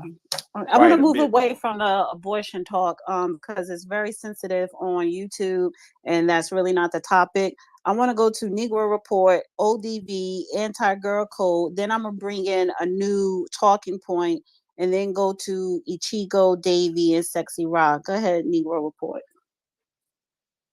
Hey. The other thing I wanted to bring up is like that whole diversity, equity, inclusion thing. I noticed that when it started off in the academia and how it's been affected into like policies and other things, to the point where it's like harming just everything in life. So like, what are ways that we can also get repair from some of these intellectual schools of thoughts, like that contribute to some of these efforts of war and stuff of that nature? Try this one. Become an intellectual yourself. If you are so inclined, develop arguments and substantiated points, logical, rational, reasonable points to refute what you don't like. And then don't come from belief angles, come from opinion angles. You can believe the world's flat, and believe that fervently to the point where you would not change your mind no matter what. But if you have an opinion that's flat and somebody can show you a picture from space that is round, then you can change your opinion. So keep that in mind with those distinctions and think of it that way, because what you're talking about, son, is effectively thought control. You don't want somebody to be saying that, and we can't have that and maintain free speech. That's just the collateral fallout that comes from free speech, and it has to be endured because the alternative is worse. Anything else, Negro Report? Oh, no. Thank you, Judge, and thank you for that the ideal to address the needs of that, because I see that these various different schools of thoughts, when perpetuated into society, it does very, very harm to our community, and I don't see our educational class addressing that at that moment. So that was just my thought to it. Well, speaking of the educational class, one last point. I am not impressed with the latest generation of academicians. I think they're ignorant. In other words, they're too narrowly focused and they don't have a broad enough view of the world to be really effective. It's like they lack what they used to call being a Renaissance man, or I suppose woman these days, where you know a lot about a lot of things and you can put the picture together. You ever watch this latest series? They had Sherlock Holmes and Dr. Watson. Sherlock Holmes is somewhat uh, overly focused. Let's say he's autistic, mildly so, and he's got a very high IQ. And when he resolves something, he's looking at a painting. Why is this painting obviously a forgery? Why does it? Oh, look at this. It's painted in the 16th century, and it's got in the starred sky what amounts to a nova that didn't occur until 300 years later. So he knows enough about that to transcend the narrow focus on whether or not the brushstrokes are right for the period. He can see it because of the general knowledge that he has. We have a thing in academia right now where they always wanted to do this. So why risk diminishing their grade point average by requiring that they have all this extra knowledge? But anyway, I'll pass the mic. All right. I'll be real quick, Dana, real quick. Harvard and Yale, there was this article that went out saying that those Ivy League schools, a lot of big Fortune companies are starting to not hire them because they're not living up to that expectation that people may think that they might hold prestige and that they have more information or they're exposed to more things. That might not necessarily be the case, and it's starting to pan out in some of the hiring practice in some of these jobs. There was an article about it in Business News or some business journal about it. So I just wanted to throw that out there. Well, in a response to that, I agree with you. And one of the reasons you find that, and I base this on experience in hiring people who had great grade point averages from major universities, they lack common sense. Like, damn, you can have all the academic learning you want, but if you lack common sense, there's a big problem. All right, I want to move on. I want to go to ODB, Anti-Girl Code. Are they still even up here? Yeah.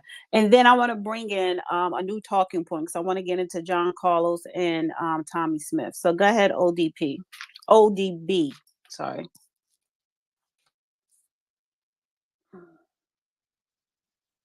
All right, you dropped down. I don't know what happened. Yeah, my bad. I had to come back down. I had a phone call. Can y'all hear me? Oh, yes. Okay, so is the Palestine and the Israel war take focus off of reparations? I'm gonna be quick. I think it's no. The answer is no. We already had the Ukrainians and the Russians fighting at the time. So, and we were still moving the needle forward via reparations and things like that, especially with the grassroots. So the idea that another war that has nothing to do with Black Americans is taking our focus off of it, if anything, it gives us a better chance to judge the tone or the tone of this nation. If they're going to give more money or lend more aid to Israel, like they have been doing for Ukraine, of why we should get our birthright, you know what I mean, of the money that's owed to us. So I don't think it's taking the focus off. If anything, it's made the focus more laser focused for the common Black American to see that they have money for Israel now and Ukraine, and apparently money for Palestine that Joe Biden funneled right before this war started to fight both sides of the war, but they don't have money for Black Americans' birthright. Okay. Let me say something on that. In my lifetime, this is the third time reparations has hit big. Didn't go anywhere either the previous two times. Came up at least twice in my parents' lifetime that they talked about, and in my grandparents' lifetime, 2 or 3 times, depending upon where they were born. I had one grandfather born 1850. He was 15 when General Sherman, at the end of the toward the end of the Civil War, January 16th, 1865, ordered 40 acres and a mule to each freed slave family. That was reparations, and they started bestowing that. Now, I may be wrong, but in my analysis, about the only way we're going to get reparations is by a legislative enablement and appropriations act. And the problem with that is that where it really counts on the federal level, our Black caucus is simply not into it. They have other agendas. And we are running out of time because the population dynamics are shifting in a fashion that's not likely to produce that. And while there is still a chance, our Black caucus is acting more in line with their almost universal membership in the congressional LGBTQIA plus caucus. So we are not getting appropriate representation where it would count.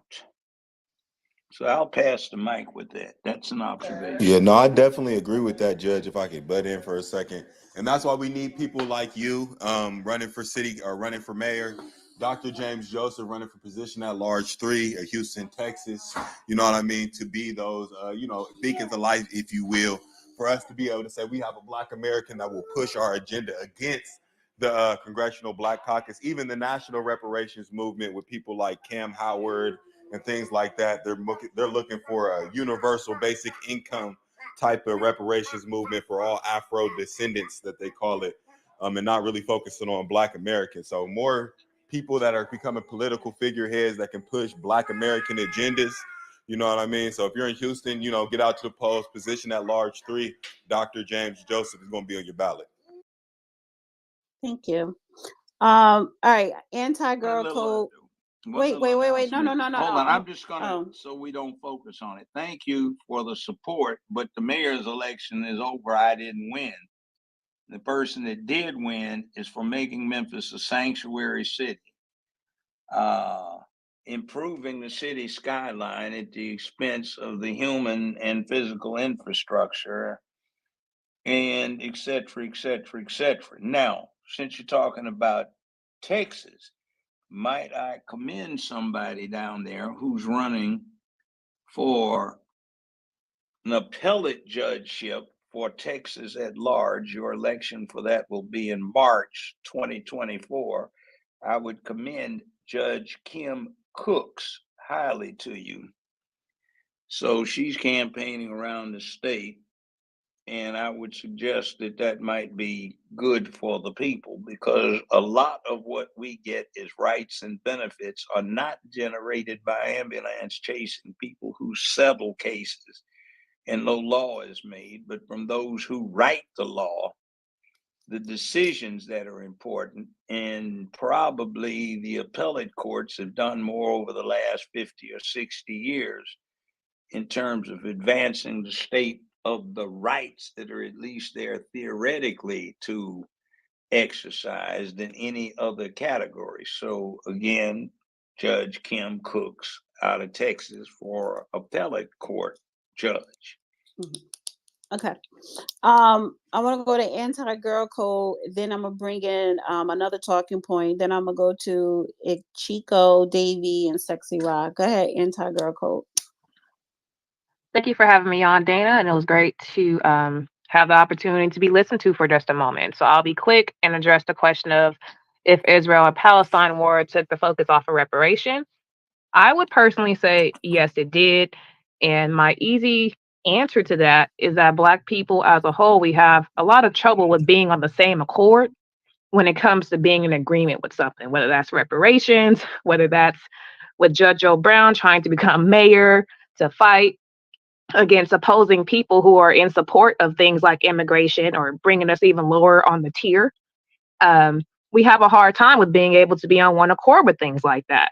And when you compare it to a place like Palestine or Israel, their people are able to be on a better accord as a mass group than we are here in America as a mass group. You can look at, Instagram, Twitter, Facebook, a lot of different platforms that we all use socially, and you can clearly see that we're not in agreement on trying to get reparations. And it doesn't matter if it's a tether having the conversation or anyone having the conversation, we're never on the same accord. That's number one. So if we want to do things like try and have other countries or government entities to be in alignment with our struggle and trying to seek reparations or justice from the US government, we as a people need to work on being on one accord. We have that problem really bad. So I just wanted to throw that out there and pass the mic back. Thank you. Judge, did you want to comment on that? Very interesting observation. I would point out Memphis. Less than 20% of the registered voters in Memphis are white. 70% of the jury pool is Black. 60% of the criminal court judges are Black and female. The chief of police is a Black female. The sheriff is a male Black. Almost 70% of the cops are Black. Same thing with the sheriff's deputies, and 80% of the command authority for the sheriff's department and police department is Black. So why is it that we have so many miscarriage of justice? The majority of the city council's Black, majority of the county commission's Black, and the majority of the elected officials are Black. So why do we have the same problems everybody else has? See, that's an observation and a question that needs to be answered. Mm-hmm. All right, so I want to bring up John Carlos and Tommy Smith. I know you've heard of them, Judge O'Brown. I don't know if other people that's listening, and guys, please tweet out this space, like it, tweet it. We highly appreciate it. So, Johnny Carlos or John Carlos? John Carlos, right? Yes. John Carlos and Tommy Smith. So they were the two Black men who, during the Olympics, it's iconic moment. During the Olympics, what Olympics was that? Oh my God, I should have pulled this up. 1968 Summer Olympics. Okay, and also one other person, since I'm acquainted with both of them, actually all three, who also did that for another event when he got medaled. Well, can I talk about these? Can I usher in the topic first? And can you, and then you can bring it up, but can you, wait. No, I just want you to add a name. His name all right, is can Wayne you add it Collette. after I talk? Okay, thank you. But let me talk about these two, then you can add that person in. So John Carlos and Tommy Smith, when they went up on a podium of 1968 Summer Olympics, what was it, track and field, in Mexico City, they made headlines everywhere, even to this day, when they had on Black gloves, and during the national anthem, American national anthem, they put their head down and pumped their fists in the air. And all hell kind of like broke out for them afterwards. However, they had the guts and the glory to actually do that in 1968 in protest of what was going on to Black Americans. The white man, he put on, I believe, a pin in solidarity. And his name is Peter Norman from Australia. He received hell for decades. When he went back to Australia, I believe he came in second or third place. Um, so, Judge, and you could add in that third person, please talk to that moment in time. Where were you when that happened? How old were you? And why don't we see that today? Because I don't want these athletes today to try and be political because they're not conscious enough. But what happened between athletes then, or for the cause then, when it comes to Black Americans, and what is going on with us today? And then I'm gonna go to the speakers. Go ahead. Okay, well, I was the same age they were when they did it. I was aware of it. I became acquainted with all of them, and you have to add Wayne Collette, the track star, in there too. And I recruited him to UCLA Law School. In fact, I was a little older than he was, so I was well aware of it. And a matter of fact, they did not get treated like our friend that took the knee did. You have to understand that that was in line with what Muhammad Ali was doing, what H. Rap Brown, no relation, was doing, what Malcolm X had been doing, what Stokely Carmichael had been doing, Huey P. Newton, Eldridge Cleaver, what Angela Davis was doing, and I knew all of them personally. Sometimes sit down, drink coffee, whiskey, or wine, So, yeah, it was a different kind of world because we didn't, what we've been doing the last hour would be totally alien to that bunch because we did not understand begging. We didn't want anybody to do it. It was just get the hell out the way and I'll do it myself. Or if you don't get out the way, we'll move you out the way. You see, there was this little problem with the cities of America getting a treatment, much like what happened when the RAF and the Army Air Force visited Nazi Germany, Italy, or the US Air Force visited Japan during World War II. Same level of damage, and people said there's consequence. See, right now, everybody's been out of shape with what, 180 people on January 6th? That wouldn't even qualified as a demonstration or a protest back when. DC might have had 16,000 people there, not 1,600, 16,000 being a lot more unruly than the 180 were. Chicago, you got that police riot in 1968 during the Democratic Convention. Kent State, University of Ohio, you got a whole bunch of white people gunned down by 12,000 National Guardsmen on the campus. And other people got wounded. It's a different kind of thing. It's like, to me, and the remaining people who were active then, we just look at each other and go, but they aren't doing anything, and they think it's rough. They haven't even generated any negative attention yet. And the people that ought to be, like you'd say, what is BLM doing?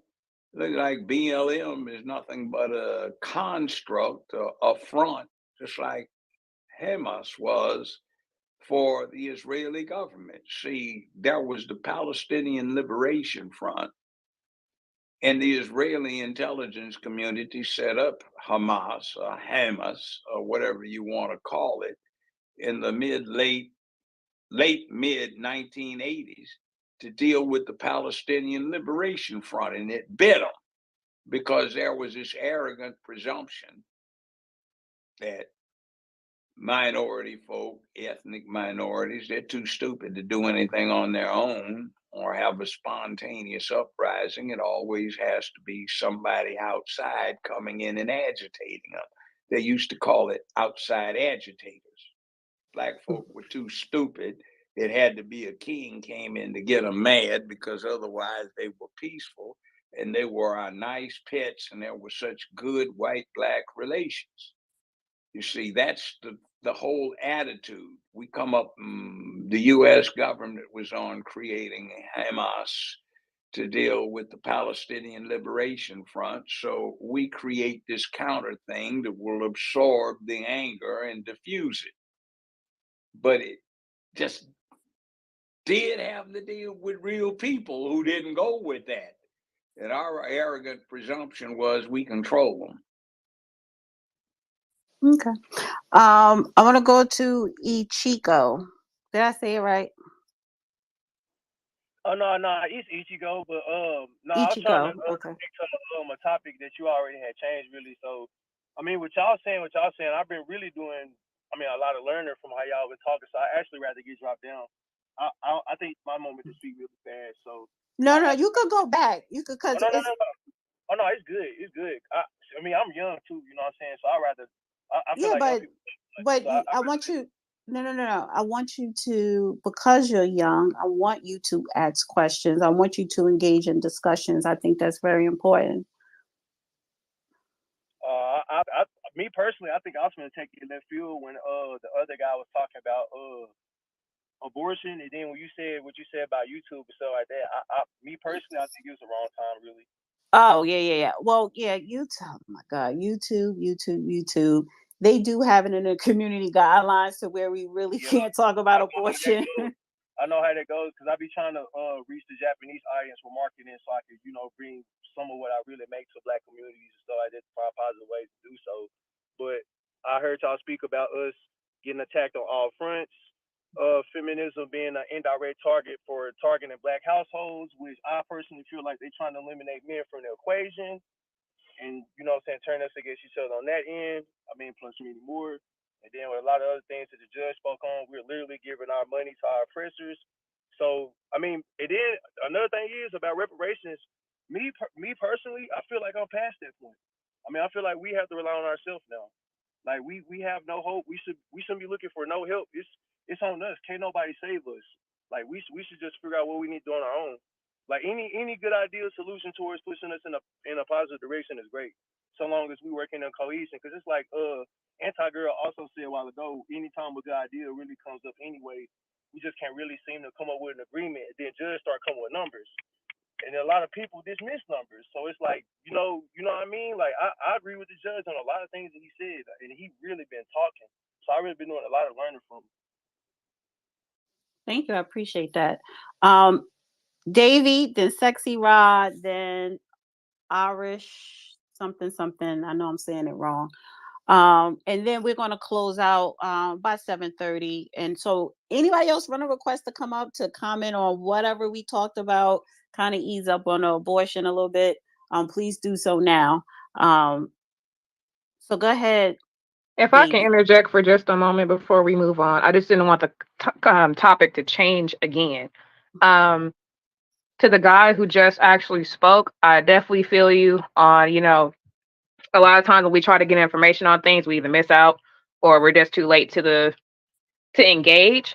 But one thing that you guys should know, if you did not know already, there actually was an attempt on an alliance between the Nation of Islam with Farrakhan with Gaddafi before he was murdered. And that was actually the reason he was murdered, because of that attempted alliance that they tried to have between Black Americans and whatever country Gaddafi was the leader of at the time.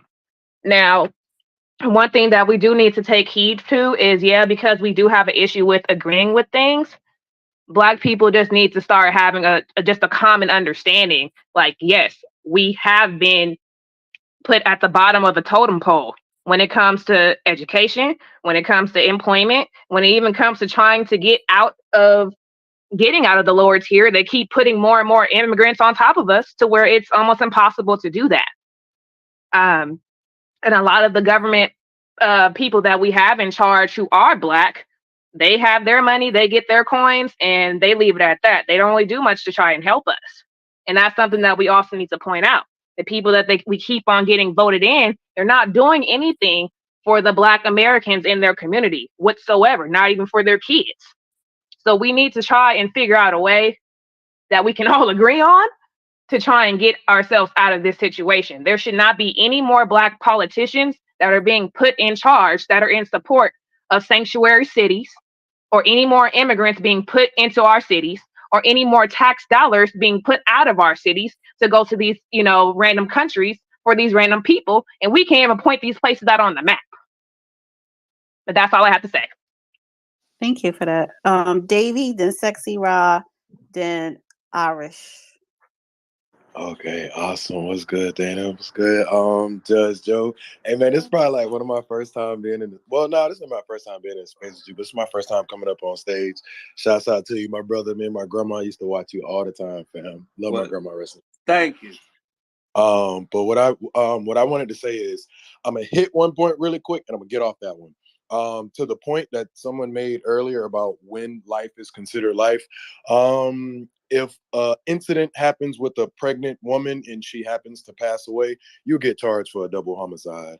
So that just speaks to what a life means actually in the in the eyes of the law when it really comes down to it. So that's the same thing I go off of. I'm glad I'm you al- said that. Yeah. I had to say that point. And to the topic, I believe that this war, along with the last one and along with the next one, are attempting to get Black Americans off our pivot, off our square when it comes down to reparations. It's on us as a community to keep ourselves centered. Even though we won't always agree on everything, I don't even believe there's a such thing as a consensus. We might be on the same page, but two different paragraphs, two different sentences. Long as we're all pushing forward for amplifying our voices for our just due cause, what we deserve here in America, then that semblance is good enough for me. It's almost like the military. You got a sniper division, you got a tank battalion, you got your door kickers over there. They all have different modes and operandums and methodologies for how they get the job done, but they still get the job done. We just got to make sure we're pushing on all fronts. And if we see a front that isn't being pushed on, shit, somebody step up, take that mantle. To the next portion that I wanted to say, being Black in these offices ain't good enough no more. You feel what I'm saying? I always grew up with people telling me all skin folk ain't kinfolk. And that is ringing true even amongst, you know what I'm saying? Not just the tethers or whatever anybody want to call them, but that's amongst our same people as well. So when I make decisions, when it comes down to who to build with, it's always lineage and ethnicity first, and then ideology. Because there will be people that have different ideologies that are doing things that are consciously or unconsciously against our communities. For example, we brought up the immigration things. So even if you're Black in these offices, if you're not pushing the same things the community feel that we need for our better empowerment, your skin color ain't good enough, fam. So your ass getting the fuck up out of office that next time. Now I hope we got somebody in line, or I hope somebody gonna step up so I can retweet, send people with flyers, send people knocking on doors, whatever the hell we got to do. You know what I'm saying? Skin color ain't good enough no more. It's about the ideology and who are willing to put boots on the ground and hands to paper when it comes down to Black empowerment. It's always reparations first. That's the last war, that's this one, and that's the next one that's gonna come too. Stay focused. And that definitely requires action too, because a lot of times we just show up to the rallies or just show up to protests or show up with our signs. But when those buses of immigrants come into our communities, we let them through. The people at Martha's Vineyards, those white people did not let those people stay. We need to start acting and being serious. All right, I need to, because it's Sexy Raw, it's her chance Well, to speak. one thing you might consider. Oh, go ahead. 1 second. I want to kind of revisit what Davey said. Because you said you put. I'm sorry. Can you hear me? I You had can't hear me. occasion to go get a lot of Can this anybody Freedom of hear me? Information I Act can hear over the you. last. All right, tell the Can you judge hear to me? drop down and come back up because he Can can't you hear hear me? me. Judge, I don't think you can hear Dana, sir. I can't hear Dana, but I hear you. What Yeah, I was tell him to saying, drop just down and very come back up. briefly, is over the Um, last 50 years, Tell him to I drop down and have come back up. availed she said myself. Just I can you interrupt know, him. she said drop down. I'm I sorry to know, interrupt. She said I can you know, drop down and come I back up? know. I'm But sorry, when I get to cooking in these spaces, man, shit start breaking, you feel me? yeah, well, it's been doing that. They don't like our space. But my Yeah. comment is this, very briefly, is over the last 50 some years, I have occasionally availed myself of the Freedom of Information Act. And I occasionally ask for information on various organizations that I once associated with. And I'm not surprised anymore that the majority of the people in those organizations were snitches, informants, or actual agents of various alphabet entities. And we found that you had to be very careful who you were associated with, and it was not wise to do so with anyone unless they had been tested because too many had ulterior motives. So you don't want to unify with just anyone, but only the people who are similarly motivated to you and who will be loyal to the cause as you, who dedicated to the cause and not snitches, sellouts, informants, or agents. Now, that was my comment. Now I'll drop down and come back in. Okay, awesome. Hey, Yes. Dana, I got a really quick question. Hey, Judge, we cooking. To keep people focused on reparations, a lot of the people that I associate with, we are going to pay for some people to have a subscription to Ancestry.com so that they can trace your lineage. Could I put the post in the Jumbotron? Go ahead. Thank you very much. So everybody, y'all look at the post. We're going to pay for a few people. Maybe we got like 3 slots, I think. We're going to pay for people to get a trial for the Ancestry.com so you can trace back your lineage. We got people that's going to be helping out and everything. I'll put the tweet up in the Jumbotron so we can stay focused on reparations. Thank you. Yeah. So as I wait for the judge to hop back up, I just want him to drop down the speaker, not completely out. I wanted to say to Davey, your when you say you put lineage first, then your ethnicity. The thing is, I need to have the separate space on ethnicity, and I'm gonna come to you, Sexy Ra. I don't know if you want to wait till the judge come back up. Do you? Yes, I can wait till he comes back up. Okay.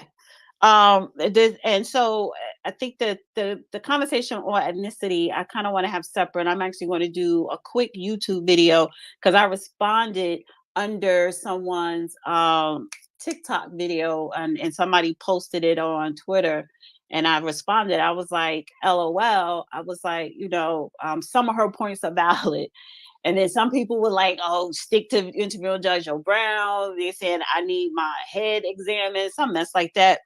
And reading the comments, right, of people that I guess was totally disagreeing with how she broke it down, how she identifies at her ethnicity is Black American, but her lineage may be, I think it's from the Caribbean, because she was born and raised here. And so I understood what she was saying. And when I said somewhat, I agree with her, or she makes valid point. Because what I noticed, the younger generation, they create these new terms and words. They love to do that. But looking at the definition of ethnicity, I realized that people that were commenting under my comment, disagreeing, didn't understand the definition of ethnicity. It's not just one thing. It is about your cultural background, and it could also be about your subgroup. So, and I was like, I think that's, so I am going to do a reaction video to her video and upload it on my YouTube. But I do want to have a Twitter space. What the hell happened to the judge? I hate why did he go all the way out? I should have just dropped him down. Jeez, now it's going to take him forever to come back up. So I think I want to probably one day have a separate space on ethnicity. Yeah. I'm telling. My fault. I was gonna say that'll be dope. Like I really felt like what she meant is culturally she identifies as a Black American, but you can't immigrate into an ethnicity. That's just not how it works. So culturally, yeah, you she can, may. because this is wait, this is the debate here, because you could be Black in race and your ethnicity can be Italian, and with both of your parents still Black. So I can attest to that. Ooh, Black in a race. Ooh. I mean, so, it is, but it's like we were spread across the earth when like our home country got pillaged, when we got, separated from each other. That's the reason I was going to speak earlier on the Planned Parenthood thing, because that was a direct tactic to eliminate the future lineage of Black people in our race. Yeah, so I don't know what the hell happened with the judge, and he went all the way out instead of just dropping down the listener. I should have just dropped him down and listened to myself. Just give him a minute, guys, to come That back up. man he closed his phone. He said, "Fuck it." No, I'm No, just playing. and don't, Yo, but Dana, come here. don't curse, because it's on YouTube. What you saying, Negro Report? Yeah, Dana. How about I definitely want to have a conversation about that immigrant lady while we waiting on the judge. Okay, I we was can. Mm-hmm. what she was I have a saying. question. Okay, Yeah, I go wasn't ahead. really. No, go ahead, Sexy. Oh, go ahead. Nah, let Go Sexy ahead. go before you, my Yeah, G. because she been waiting a I'm long sorry about that, time. Sexy Raw. Well, yeah, I see when we define Black in America, it is a part of our culture and our ethnicity, right? So I think the communication or miseducation, misconception is that just because you are of the melanated Black race, right, that you are now a part of our lineage.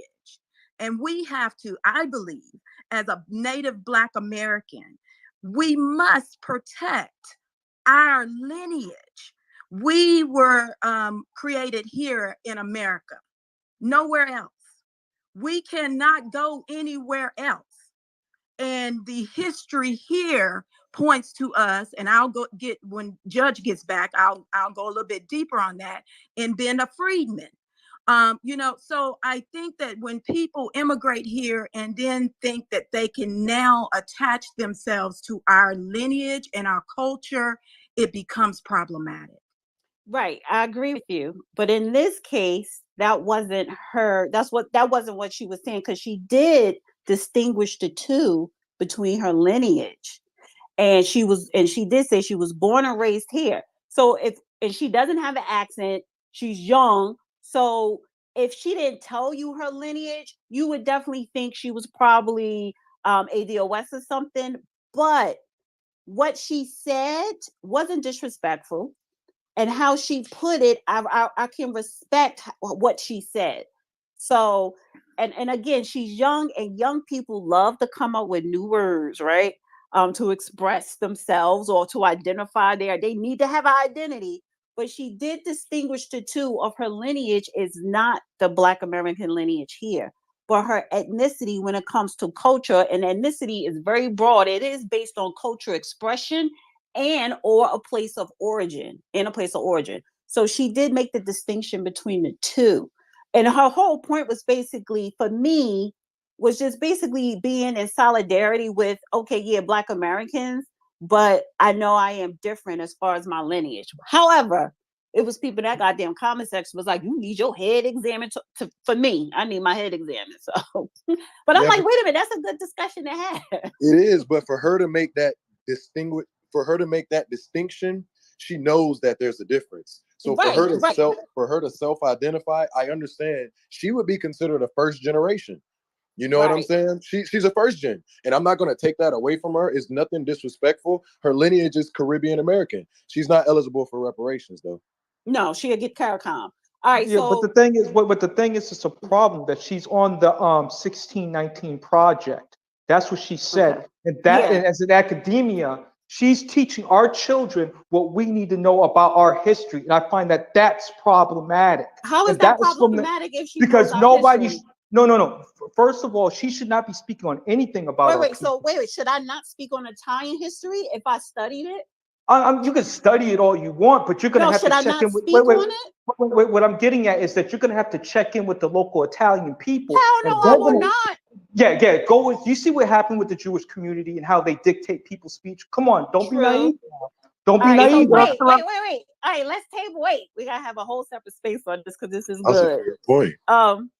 But Dana, universities, they're not going to have a non-Hispanic or a non-Italian person speaking on the language or the culture of that specific place. They only do that with Black people. All right. Wait. So it's Sexy Rod time to talk, and so go ahead, Sexy Rod, and go ahead, Judge. No, I'm not going to agree with that. When I was at UCLA back in the 60s, you had Jews talking about Russian history, Russians talking about Jewish history. You had American Indians talking about Black history. You had people talking about ancient Rome and Italian stuff. If you study it, you might have a truth. See, truth has no face except truth itself. So the bottom line is, if you don't want to have what somebody else says and only deal with what you say your people should be allowed to say about yourself, you just drift off into that fascist stuff. See, that's bad, because somebody may be telling you the truth that you need to hear, but you reject it because they don't look like you.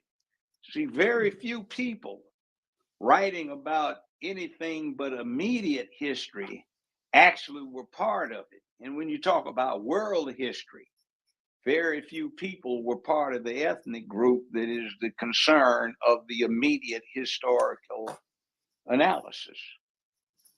Okay, Sexy Rod. I'm sorry, Judge, because while we was waiting for you, we got into the ethnicity conversation. Thank you, Davy. So go ahead, Sexy Rod. Okay. So I did want to answer the question, did Israel-Palestine war take focus off reparations? I'm a reparationist, so of course it's a no. However, and Judge, nice to see you again. It's been a while. I met you a while ago. And I'm going to pose a question to you, and I don't know if you'll feel comfortable in answering it. But I do want to say, I believe our reparations is going now to not only the other countries, but also to immigrants, whether they're legal or illegal. And I see a focus going then placed on the Latinos. Now they're saying they were part of segregation. They are saying, or a part of a major legal segregated case in America. And they're saying they're also 50-50 on our hip hop right now. So, but with that, we have the VP that is now making sure that she includes them a part of our freedmen bank and borough and things of that nature. So do you believe, Judge, at this point in time, that it is a ploy or a plan to ethnocide, genocide Black Americans or Native Black Americans economically and politically? And how does that, if that is true, if you believe that is true, do you think that we could counter with our own campaign of being ethnocided and genocided here in America? Well, my answer, as I have pointed out many times, the only likely avenue to acquiring reparations is through a legislative process that results in an Enablement and Appropriations Act. Most likely it would have to come from the U.S. government through Congress, and we elect quite a few people that look like us to the hallways of Congress, either the Senate chamber or the House chamber. Problem is most of them are delivering to the congressional LGBTQIA plus caucus because they're joint members. So our representatives are not delivering to their constituents. You have situations like what you got in San Francisco, but that was a sham because it was a lie. California couldn't afford it. There was no chance of it being signed by the governor. And even if it had, there's a ballot initiative that would have put it on the ballot. And with 54% of the population in California being Hispanic, 48% of the registered voters being Hispanic, there's no way that would have stood in California. Like I said, couldn't afford it. So we are getting fed a bill of goods. And from my perspective, again, this is the third time I have seen people this deep into reparations. I don't see it's any more zealously sought this time than it was the other two. And it would be great to get it. Don't get me wrong, would also be great to win the lottery, but I'm not going to spend my time focused on the lottery, nor am I going to focus on reparations because there's too much to do in the interim, and that's the job. Your phone's going in and out. Okay, we keep right. rewarding them for being a failure at what we elect them or hire them to do.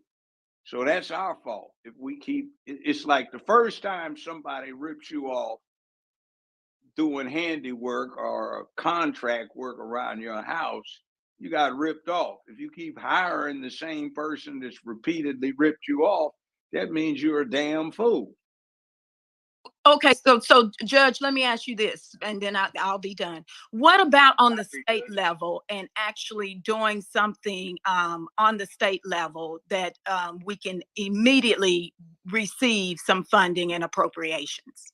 What do you call funding? I'm saying, like, you have the Office of New Americans. Why can't we make sure we're No, setting I'm up saying office how much? How much? well, like I'm here in the state of Florida, and they have $112 billion. Hey, 100 million to start off. $100 million. How many Yes, people does that pay off, or how much in Florida? And so how do you award it? Who gets it? it would be offices set up throughout the state of Florida for the Native Black Americans, aka $100 million. just to get us started with some education. Well, let me ask you this: do you know what $100 million will buy you? Well, no, not necessarily. I would Okay, well, appropriate let me the give you budget an for idea. different offices. Go ahead. If you go to an Air Force base, how many fighter planes do you see parked on the runway or in the hangars at the Air Force base? Bunch of them, right? $100 million is about what it takes to equip one F-16 with the typical suite of missiles, fuel tanks, onboard fuel, or F-15E, or an F-35 would be about $120 million. So you're talking about one fighter plane to be split how many ways in the state of Florida? See, you're not thinking big money. See, I got a How question. many fighter planes get shot down in any kind of active combat? How many did we lose over there in the sand pile, Gulf War I, Gulf War II? Somebody bailed out. We just lost an an F-35 3 weeks ago down here in the South. It crashed after the pilot bailed out. They had to find the thing. That was $135 million. One plane, one pilot. See, that's the kind of little money you're talking about. So we're supposed to split one fighter plane for all of the black folk in Florida who qualify. It's not much. You're worth one airplane on a typical Air Force base. Not even that. So how do we stop the bleeding? Because we're being bleeding. ethnocided and genocided economically. Why are we allowing it? Why are you allowing it? Why am I allowing it? I speak out about it. You mad about it. So why we keep voting for the same idiots, keep back going in saying, I look like you, so put me in, because I have another loyalty that has nothing to do with what you think you want.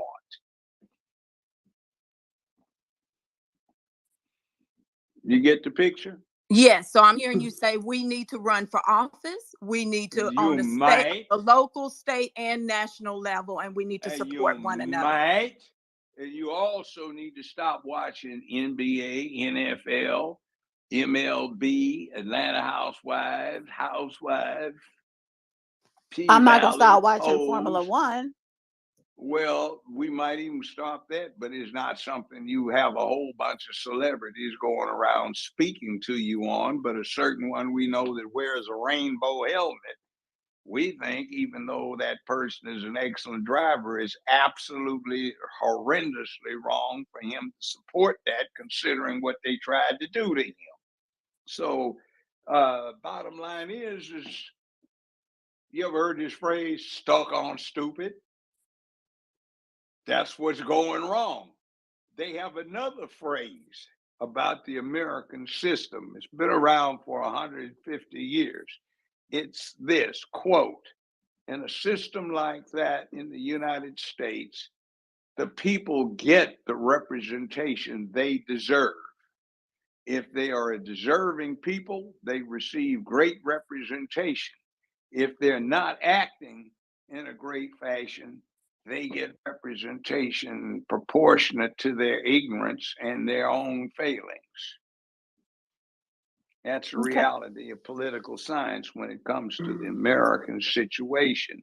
We get, as a people, the representation we deserve. If it's not performing, that's because we're not. All right, I want to go to Arenza and then Buffalo and then swing back to you, Negro Report. And then we'll close out. Go ahead, Arenza. Thank you. And as always, thank you guys for having me. Hi, Judge. It's Arenza from Alaska. How you doing? All right. Where are you from? Anchorage? Yeah, I live in Anchorage. I'm originally from Tuskegee, Alabama. My granddad's from Fort Myers, Florida. So I have a diverse history behind me. I don't know if you ever heard of Willie Green and Willie Battle, but those were the two major civil rights activists down in South Florida and Fort Myers. So, Willie, you might remember Mr. Willie Green. He was the one who created the phrase "No justice, no peace" in Northwest Florida when they had that huge debacle. But I'm sure you know him, Judge. You just don't know it. I've heard the name. Okay. It's all right. One of the things, Judge, that I'm working on several things. And for those of you who are following me, you're about to get that information too. But one of the things that I cherish is the ability to put candidates on the ballot. I just put Cornel West on the ballot here in Alaska. I'm working on a delineation letter. And one of the things that I always tell my friends that are on the space is that what we have to do is stack the deck, which means you take the average knowledgeable person that wants to run for office and make a difference, and you get him on the ballot or her on the ballot. And if you get enough of us on the ballot, we could change the dynamics of the entire political infrastructure. Do you agree with my concept of quote unquote stack the deck? Nothing at all wrong with that, son. The only problem is we stack the decks against it ourselves. We wait till we show up at the polls and somebody hands us a sample ballot and we look over it and try to say, which one of these am I going to vote for? And you don't already know. When you go to the polls, you should already know. Not depend on somebody who's passing you a ballot and you're relying on them and they're a liar, con artist, simpleton, ignorant, lacking common sense, or bought off, sold out, and whatever it may be, and they get it. We had in Memphis, for example, a guy named Joe McCarty, who was a criminal court judge, Division 8.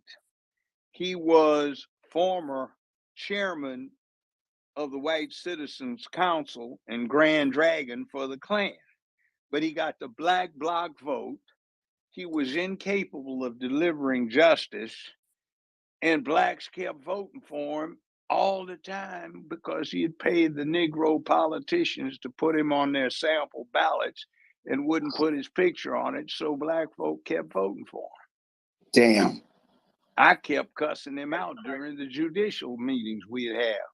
Like, you low down scoundrel. And I'd call him MF to his face.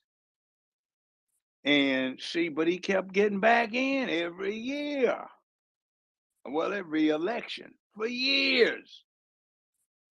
So they finally forced him to resign when he told almost 5,000 prospective jurors that he was qualifying, that if a person didn't take the stand, it was because they were a criminal, so you should vote for guilty. So my question is, what I usually do is after I get enough signatures to put somebody on the ballot, Then we go into something that's called campaign mode. And during the campaign mode, I print out brochures or pamphlets and I pass them around explaining situations like this guy so that people could be aware of why it's important to vote for that person. And not vote for that person. Am I in the wrong to put out the information about the other person so that they know what they're getting into if they elect him? Son, that's the way they used to do it up until the last 10, 15, 20 years. That's how they used to do it. Before the newspapers and major newspapers, LA Times, Washington Post, started acting like they were tabloids, National Enquirer, Globe, and Star, where they started editorializing in their reporting instead of trying to be as accurate as they could be, and then editorialize what was going on in the editorial section. So how do we fight that, Judge? How do we fight that? Take Facebook, Instagram to court. They say YouTube, it's private, so they can control what you say. You can't say rape. You cannot. Well, you're seeing it, and I'm on YouTube right Oh, well, now. I didn't realize you're on YouTube. Let's not say that then, because they'll demonetize it. But then again, it impacts interstate commerce and communications.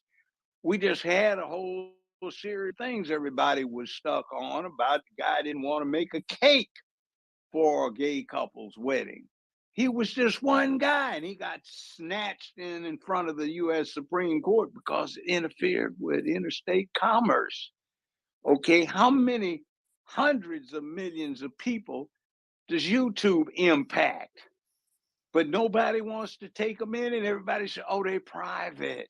They have a right to do. No, they don't. We would have no civil rights at all if that was the case, because as long as you impact interstate commerce, you have to follow the laws. Mm-hmm. You see, so we need to stop letting them do what they're doing. All right, I want to go to Buffalo and then New Negro. I see you requested anti-girl. If it's quick, I'll let you come back up and speak. Go ahead, Buffalo. Thank you. Hi, Dana. Hi, Judge. I sent you a little message, Dana. Okay. Let me see. So the Ashkenazi, when they immigrated to the United States, they moved to California, Hollywood, and changed their names to white names and took over the kind of propaganda arm of the media, right? And so there is evidence during World War I that they influenced the American people to, you know, be against Germany. And there's articles and whatnot about that. So I would say it is a possibility with the Jewish people being so heavily involved in the transatlantic slave trade, in slavery, that with us being as close as we are, or closer than we've ever been to reparations, that they would use that media and propaganda tool. It seems like the government now, I was trying to look into whether Obama changed some type of law when he was president to make it where the media will have more access within the government to kind of influence American people, but I wasn't able to find any real evidence of that. But I do think with their participation in the slave trade, their high, how do I say, amount of like participation in business, and their participation in the media, that they would have the power to influence the American government, or not the American government, but the American people away from reparations, because it has been a hot topic on social media and whatnot. And I've seen the change where it just is kind of doing more conversation, just people in general talking about reparations, to where people that are really interested in advocating for reparations are talking about it. And even people that are advocating for reparations, I've seen them start to put in some input into what's going on with the Israel-Palestine war. So I'll leave that there. And then as for, I would like to get invited to the space about ethnicity. And I'll just say here that this United States government does not recognize a ethnicity for people that racially classify themselves as Black or African American. So I just, it seems like a social conversation, but I would like to participate in that. And Judge, I will ask you, I heard one time you said something about the lack of relationships between young Black people, something maybe like the incel men, right? If you remember what I'm talking about, that men are not don't have the skills to date a woman anymore. I would be interested if you would have a space on that. It's been quite a while since you talked about that, but I do see some phenomenons on the app, people and the way they engage with each other or interact with each other on here. I think it would be an interesting topic if you can have some time for that one of these days. I hope everybody's having a great day. Good idea. In other words, the boys don't know what to do to court, and the girls don't know what to do to get courted. And you have another problem, a fundamental imbalance. For the last 20 years, only 28% of each year's high school graduates on average are male. That's for all ethnicities. Only 32% of the college undergrads are male, and only 36% of the college grad students are male, and only 44% of the American workforce is male. So the feminists have had their way over the last 50 years. They got what they asked for, and now all women are suffering for their stupidity. Nobody knows how Well, to damn. deal with anybody, and Boys and Girls 101A is not taught in elementary, junior high, high school, college, grad school, in the media, or socially. So it's all going to hell because that thing about reproduction, courting, and all of that has blown the coop. And it's so easy if somebody tells you it's okay to deal with the same sex to get your rocks off. So what happens is you no longer pay attention to Boys and Girls 101A, and you don't know how to deal with it. And then everybody is so off on the opposite sex that you get the pimp game running by male and female, where the way you do it is you tear somebody down to manageable size, and they either put up with it or don't. Nothing happens except hell. Mm-hmm. So it's not surprising. Yes, have a session. We could do that. Okay. Sounds fascinating. And oh, by the way, we got so many stuck on stupid boys that have not been laid who are trying to give stupid advice on how to get laid. Okay. It's a lot of stupid ones that do get laid a lot and they still stupid. They don't get laid that much. Well, according to them, they do, but they're still No, but jerks. their idea of what it means pales by comparison by those of us who hit our prime, or not prime so much, but our early youth when the sexual revolution was at its height. Okay. All right. The Negro Report, you be the last speaker, and I want to Judge say hello to everybody on YouTube. Hello, YouTube. And Rebel, rise in insurrection against the oppression that your oppressors are imposing upon your minds. So if you want to subscribe, I created a YouTube channel where all Judge Joe Brown is at The Real Judge Joe Brown. And you can also subscribe to my YouTube channel at The Real Dana. But his YouTube is at The Real Judge Joe Brown. Go ahead. It'll be known as Joe After Dark. Joe After Dark. No. The I website. know, but just think of it as Joe After Dark. Well, that's going to be when we stream from the website, Joe After Dark Uncensored, and that's when he really going to go in. So yeah, go ahead, Negro Report. Yeah. I want to talk a little bit about the Emily's list, which is like a What's main. that? I'm glad that you asked. Kamala Harris is on it. That new woman that's a senator that just got appointed in California, she's on it. I got Miss Haynes in Connecticut. She's on it. Lieutenant Governor What of is the list Connecticut. about? I'm glad you asked. It's about pro that thing that we don't want to talk about in that lifestyle that we can talk about, the LGBTQ plus. They're a foundation that pay for these candidates.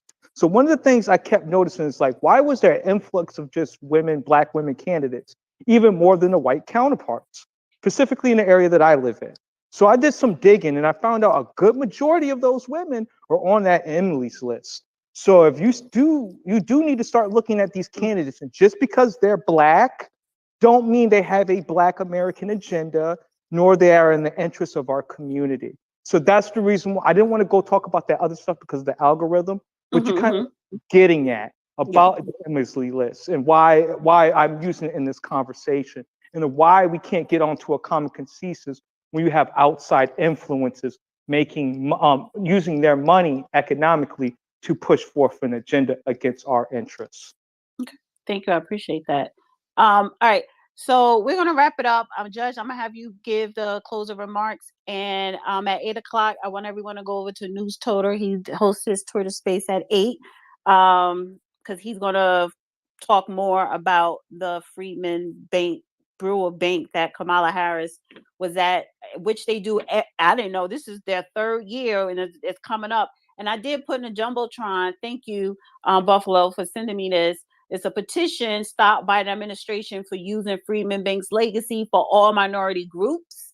And that's what Ms. G was talking about, where she will attend because this is their 3rd anniversary this year. I did not know. I'm late, and I apologize for being late to this information. So everybody check out the petition in a jumbotron.